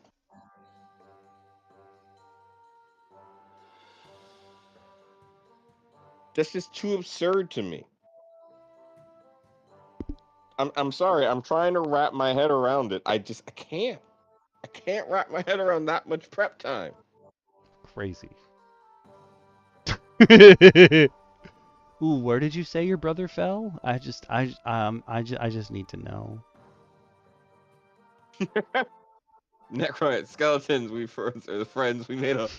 They are now. They Okay, definitely are. so specifically in my campaign, in the Essentials kit, there's an NPC named Shanjan Kwan. My players never call him Shanjan. They all call him Seanjan because Grimjack can't do names, and Seanjan was just a close approximation. So it's now Seanjan. But Shanjan Kwan's That's thing absurd. is that he died as a baby. He came back to life. He doesn't know why, and he's got the symbol for the School of Necromancy on his forehead. And I took that and ran with it to where, in my world, Shanjan is essentially a chosen or an exarch. He's not sure which because he doesn't know what either of those mean. But he goes around to archaeological sites and tries to find information about the past to see if maybe someone knows what actually happened to him. But he needs help to do this because he's just one guy, even though he doesn't experience fatigue like other people do. And he can basically talk to the dead at will. Like he just can always talk to the dead and raise dead at will. So what he does is he goes around and finds like corpses and skeletons and what have you of creatures and people. And he asks them if they would like to be raised for a certain task or something. And he's not like a bad guy. So like if some zombie, like if it's a recent corpse and they're like, bring me back to life, and he's like, I can't. I cannot do that for you. I can only raise you this way. Like he'll just put them back to sleep. Like he'll let their soul go, their body go. He'll put them in. But because he's raising armies of undead wherever he goes, he became a problem. And my players were like, you can't do that. Like, people are terrified. You can't just keep raising all these zombies. So me as a person was like, what would this guy who doesn't really understand social cues do to make it so that his undead aren't scary? And my players loved this, but what I came up with was that they happened to be at like an archaeological site. So I was thinking, oh, what do you wear at a dig site? Like you have gear and equipment. So somebody's got to have like pith helmets on. I was like, oh, I've got it. He puts hats on all the undead that are under his control because hats aren't scary. So if my players ever get to some site and they see like a zombie with a hard hat on or like a skeleton with a beret on, they're like, oh, Shanjan was here. And all the time, every once in a while they'll ping him, and a while back he was like, I can't increase the size of my group anymore because I ran out of money to buy hats with. And now it's become a running joke. Run out of money to buy hat. I'm done. It's become a running joke where they're like, oh, this dude's scary, I'm gonna put a hat on him. Or like, Sean John's run out of hats is like something that their group says now, and it's become like a running gag. Like, oh, he's run out of hats. Guess we can't do anything. I applaud their ingenuity, but I hate them for it at the same time. I want you to know that. But we kicked it into overtime this week, huh? We sure did. We're almost what, like full? We're almost full 3 hours. Woo-wee. Yeah, that's an episode for the books. We did good. I don't know what the books. I But don't really know what the books are. buff skeletons without hats. Before we go, I of course have to put the poll out for. Nope, that's not what I wanted to do. It's slash poll. Not My that bad. poll. If you're new to the stream and you don't know how this poll works, for 24 hours after the stream airs, we run a poll for the topic for next week. There are 5 options, and all of you out there get a vote in this. If you're on YouTube, you can totally leave a comment right now, or if it's within the 24 hours, you can just leave a comment on the VOD. If you're on Twitch, I'm about to make a poll that will run for the next 10 minutes. You can write it in. If neither of these options are preferable to you, come to the Discord. Type in the Tabletop Schmabletop channel what your preferred vote is. But this week's topics, or this week's poll options are... first one is homework. If you're not sure what homework is, it's just a supplement that like we probably won't get through in one session. Then there's items. A one-shot supplement is something that probably isn't just a map or an adventure, but it's something that we can finish in one session. We're adding show and tell back to the list, even though our first show and tell was the anniversary episode, but we all have stuff to show off. We always have stuff to show. And then the last option for this week's poll will be tools. I am hoping that whenever we do the next tools, DM Speedy is there so he can show off I think it's Dungeon Alchemist, or it might not be Dungeon Alchemist, but it's something like that, where you can procedurally generate a dungeon and then tweak it later. That's a cool tool to show off. Oh, yeah. That was a cool tool to show off. I definitely wanted to be around for that. I would also love if DM Bacon could come on and teach us about Foundry VTT. Because that man is a wizard. I feel like you could just make that a series. I won't lie to you. When he made the first video game... Actually, it wasn't even the first video game. It was the first time he tied our spells to keyboard commands for each of us individually, so that when we hit that button on the keyboard, our character model would cast the spell or do the thing. I was like, bro, have you ever thought of just making a short video tutorial?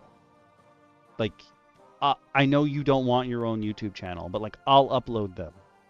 Like, if you made tutorials for this, people would come. Like, somebody's gonna take people will come out of. I'm well aware of this man's skill. Right? I've witnessed this man's abilities, and I had a moment. It's a beautiful man. That's all I'm gonna say. I love it. I love it so man. much. I see what you did there, Awas. I'll take it. If it makes me money being a tool, use me, baby. I will tell you, though, I'm a tool for the people. If Show and Tell does in fact win, I was thinking about, as I was tweaking the list of options this afternoon, I was like, oh, what will I show and tell? And then I was like, oh, I know exactly what I want to show and tell. So sneak peek for whenever the next show and tell is. I'm going to show y'all how I built my very first boss monster that had phases. It's a Krasis, but my Krasis in particular, because if you look at the Krasis Type 2 figure, he's got these weird pauldrons on, and in my campaign, my players are still holding on to them. They occasionally show them to people, but no one knows how they actually work yet, because they haven't showed them to the right people, because they don't understand the concept behind them. But he was, tracks. These pauldrons actually have sigils in them that basically are reverse summoners. There's something held in each of them. So when it got to a certain threshold, if nobody stopped these pauldrons, the sigil would activate and release another monster to fight alongside him. Oh, damn. And like, I know there are definitely people out there who hate the idea of like boss battles that occur in phases because they see it too video gamey. But like, if your table is all video gamers, that's what they know. You do sometimes. I will say on this note, you do sometimes have to play to your table. Mm-hmm. It is definitely. There's definitely a certain level of catering to your table you have to do as a DM. Like it comes with the territory.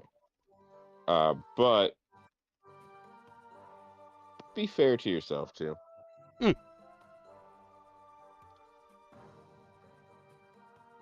Like be fair to yourself.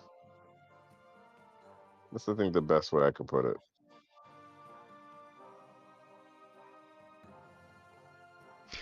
I just happened to have the page up for this specifically. It just happened to be where I ended it. I wasn't specifically looking at this, but someone was like, "Yo, what about the? How do you work out compensation?" And he said, $100. This is something that me and you specifically have spoken about, where it's 100 hours, 4-hour session, regardless of group size. And me and you had spoke about this in the past, where you could set a session price, and that way, if more people join it, like the price lowers. Oh yeah. I think honestly that's the best way to do it as well, because you're giving everyone the chance, and it's incentivizing you to get more people. Yeah. Really and truly. And I feel like in a weird roundabout way, this framing of it specifically also implies that you should have more than one person. Mm-hmm. Like when I was teaching Eyeball Evil how to play, Evil Crossover was like, I'm not doing this. And I was like, well, the game generally speaking is balanced around a party of 4. So like I could run it just Eyeball Evil. But it's more fun if you guys all work together. So like Eyeball Evil, I was like, we're gonna give you a character. You don't have to run all of it, Evil Crossover. You could do whatever you want, really. But what ended up happening was Eyeball Evil was like, all right, Dad, I got this. Here's what we're gonna do. And he picked 2 spellcasters, 2 marshals out of the list of characters I gave him, and was like, here you go, Dad. These are your dumb characters. And he gave him the marshals. These are my spellcasters. Wow. He pretty much just like, look, I'm not handing you anything complicated. So you just you hold that and you sit in the corner. You play with some blocks. You get used to the rest of us. Kudos to him for going for the spellcasters on his first try, but you know what? That's the youth. So he tried sorcerer and wizard at first, and then he was like, you know what? I don't like this. I want to make a ranger. I want to be in the middle. And I was like, okay. Okay.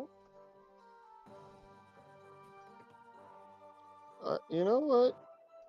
This is the future. Mm. The children are the future. I will also say that like specific kind of, I'm gonna call this session -1 when you're like teaching people the basic gist of the game. What ended up happening for us was we ran a combat session and then an exploration session, and they basically took different characters for them each. So like I was like, okay, do you want to play a full caster, a half caster, or a marshal? And then they would pick from one of those piles. And then when they did the other one, Eyeball Evil was like, okay, I'm gonna try the other characters. So like, be sure, like if you're doing session -1, if you're really teaching people how to play, I think it's super important to let them see what each of them can do, because they might be like, I want to do this. Like Eyeball Evil was like, I want to be a spellcaster, but then he played it and was like, you know what? I want to do a little bit of both. Yeah.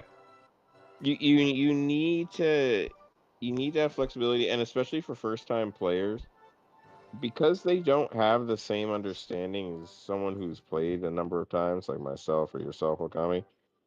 You have to sometimes really break it down in terms everyone can understand. Mm-hmm. And sometimes that comes with tutorials, trials, or trial runs. It may not be your normal thing, but again, you've got to adapt as well to your table. You have to. You don't have a choice. Yeah. This is not me, DM Shin, giving you a choice. It's me demanding of you. Show them options. Okay. But shit, okay, I mean, I think we've gotten the Super Omega overtime now.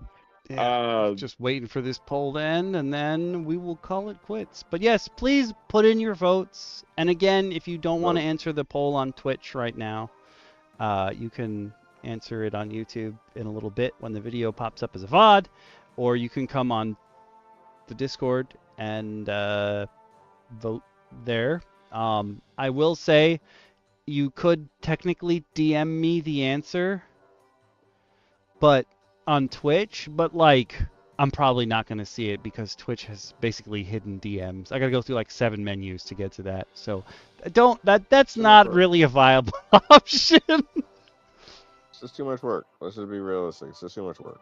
Yeah. Oh, yes. And now they have some backup as well. That's good too. I originally, when Evil Crossover said like, no, I'm not doing this. This is stupid. I went and grabbed some cards for like 1st or 2nd level characters, and I was like, I'll just play the rest of the people in this party. That's fine.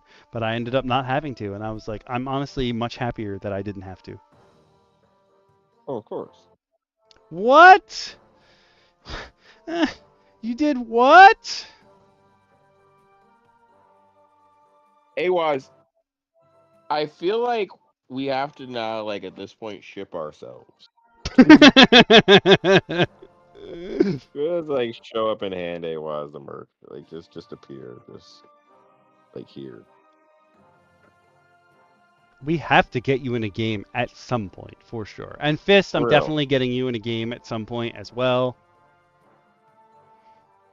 Okay, I was going to say this before, and I lost my train of thought way back when, but like when my campaign first started, the implication was that once they took over Tresender Manor, they were going to turn it into a local adventurers guild, and I was going to be able to run a whole bunch of games out of the adventurers guild there.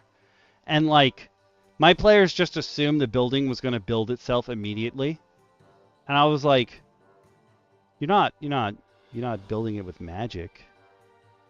I mean, the construction company are all Terramancers, which are basically earthbenders, but like they still have to build the building. It's going to take time. But then my players just like got way off that, and we're like, we're going to go do quests elsewhere. But my original intention was just to have that adventurers guild there. You guys can pass by and like wave to each other, or maybe trade people amongst yourselves when you go on missions and what have you. But that ended up never materializing.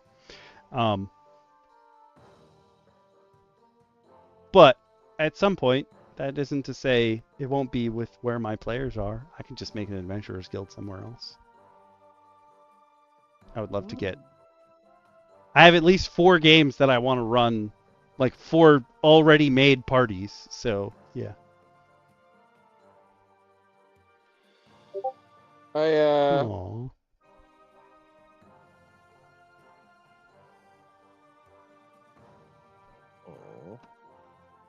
Well, you're always gonna be wanted in the games regardless. Yeah, it's Just how it is. But, yeah, we will see y'all next week. Where can they find you during the? Oh, what are those? I feel like that's something I should know. That sounds important. I will never use the Valley of Vageria was supposed to be running a campaign, but it fell through. She sent her players, I'm not kidding you, like a 35-page test on what they want, like how they want to play the game, and like that's too much. Ah, gotcha. I do not have one of those Yes. yet, but basically the idea is I don't the have an same. official one. Yeah. Yeah, I don't have an official form for it, but I do run that as a crucial part of before we even Yeah. like after everyone's introduced themselves. I pretty much just like, all right, what's cool, what's not. Oh, okay, appreciate it. Yeah, I As always, appreciate we that a lot. appreciate you. We're great. We just appreciate you. Just. I think it goes without saying. We just appreciate you. 35 pages is too much. A little bit.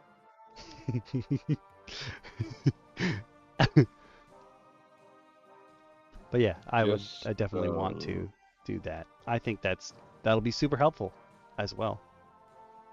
But where can they find you during the week, DM Shin? This week I will be tucked away in my in the typing verse. I have been so updates for people who know about Cardna. I have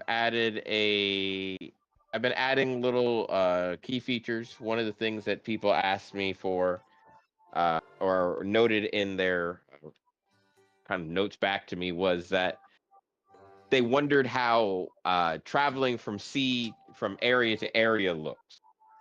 And I was like, huh, that's a good question. And so it prompted me to create the ever so intriguing ship system. So now there is a deep kind of semi ship system. Basically, parties will get a basic ship at the beginning, and then I just created like 6 tables that are ways to upgrade the ship with various parts and pieces. Ooh. But obviously, it'll require finding the people and inquiring about it outside. So it's kind of like stuff to do in the world that isn't just the missions, but will help you with the missions and maybe getting to certain places within the areas in the world. So it expanded. So Hell yeah. I'll be writing. But you can always hit me up. I am still looking for players. You guys have until July 22nd. I don't know why it's July 22nd, but it's July 22nd. You have until July 22nd to let me know if you're interested, because we will be running a session 0 around Labor Day weekend, and I want to start gathering people into a communal place to pass on information. So, Hell yeah. where will they find you this week, Okami? Oh boy. Tomorrow, assuming that my family all leaves the funeral at a decent time and we go eat and what have you, I should still be on track to stream more Horizon Forbidden West at 8. And then Friday night, well, like Friday at 3 p.m., but probably what's going to happen is I'm going to end up being on all night again because that's when everybody shows up, is Marvel Rivals. It is the thank you stream. You guys voted for it. This is the 3rd one in a row that has been Rivals. So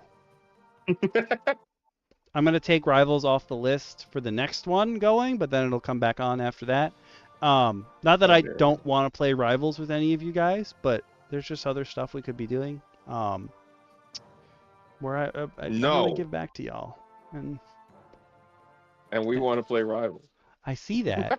Your B-Day is soon too? Dex's B-Day is tomorrow, and I'm like, I definitely feel like I should be doing something. You know what I Well, mean? shit. A-Wise, we will be wishing. Oh, 2 weeks. Okay, cool. Okay, we're gonna We will keep that in definitely mind. be- You're gonna get added to my Yeah. list. I gotta figure out how I can do We're things. putting it on the list. Oh, I didn't write down DM Lacar's husband's birthday, but I know it passed. Damn it. She was like, I didn't tell you for a reason because I knew you'd have a gift. And I was like, I already have a gift for him. I'm already ready for this.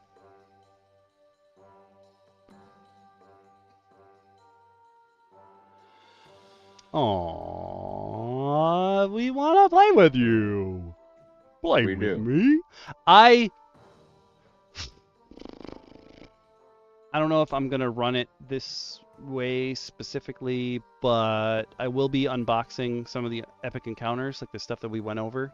And I'm thinking those might actually be easy things to run just like straight out of the box. They're very board gamey, as DM Lacara pointed out, where like the way that the rules are set up, it's almost as if you're playing a board game. So When do you think you're going to be unboxing that? that I'm not sure about. But I know those are coming up soon. Maybe if it's a weekend unboxing. Oh. Maybe if you need an audience to run the encounter against. If I know in enough time, I might be available to appear as a Ooh. I was even member of thinking the epic. that like if that could be the start of, I don't know, maybe not Patreon only content, but like the start of me just doing games. Because like I said, well, Yeah. I mean, you guys have a joke now that y'all gonna Mystery Science Theater 3000 my players, but like I can't. Yeah. I also can't stream my players because one of them's probably going to be watching porn, and like I can't stream that. Yeah, there's always that little that little I hadn't really thought of that tidbit, until just now, and I was like, oh yeah, that's another reason, because he can't control himself. No, that boy can't. That boy ain't right, I'll tell you what. He really ain't. It's true. That boy But yeah. ain't right, I'll tell you what. That is the end of our stream for this week. But the Magic Twitch skin is actually pretty cool because they like removed part of the fabric on her outfit, so she looks like a punk now, even though it's supposed to be her default. And I was like, oh, interesting. Yes, you should shame Jack DT anytime you see him. That goes for anyone in any of the chats. Whenever you see him, shame that boy. Shame him. He has no shame, but shame him. Openly shame him. Wag your finger in extra shame. It's true. In reverent judgment, wag that finger. I don't know. I was why about I've to been say speaking it's like a not his Soul phone in Calibur his 2. hand. I don't know why I was gonna say. I don't know why I've been speaking like a Soul Calibur 2 announcer.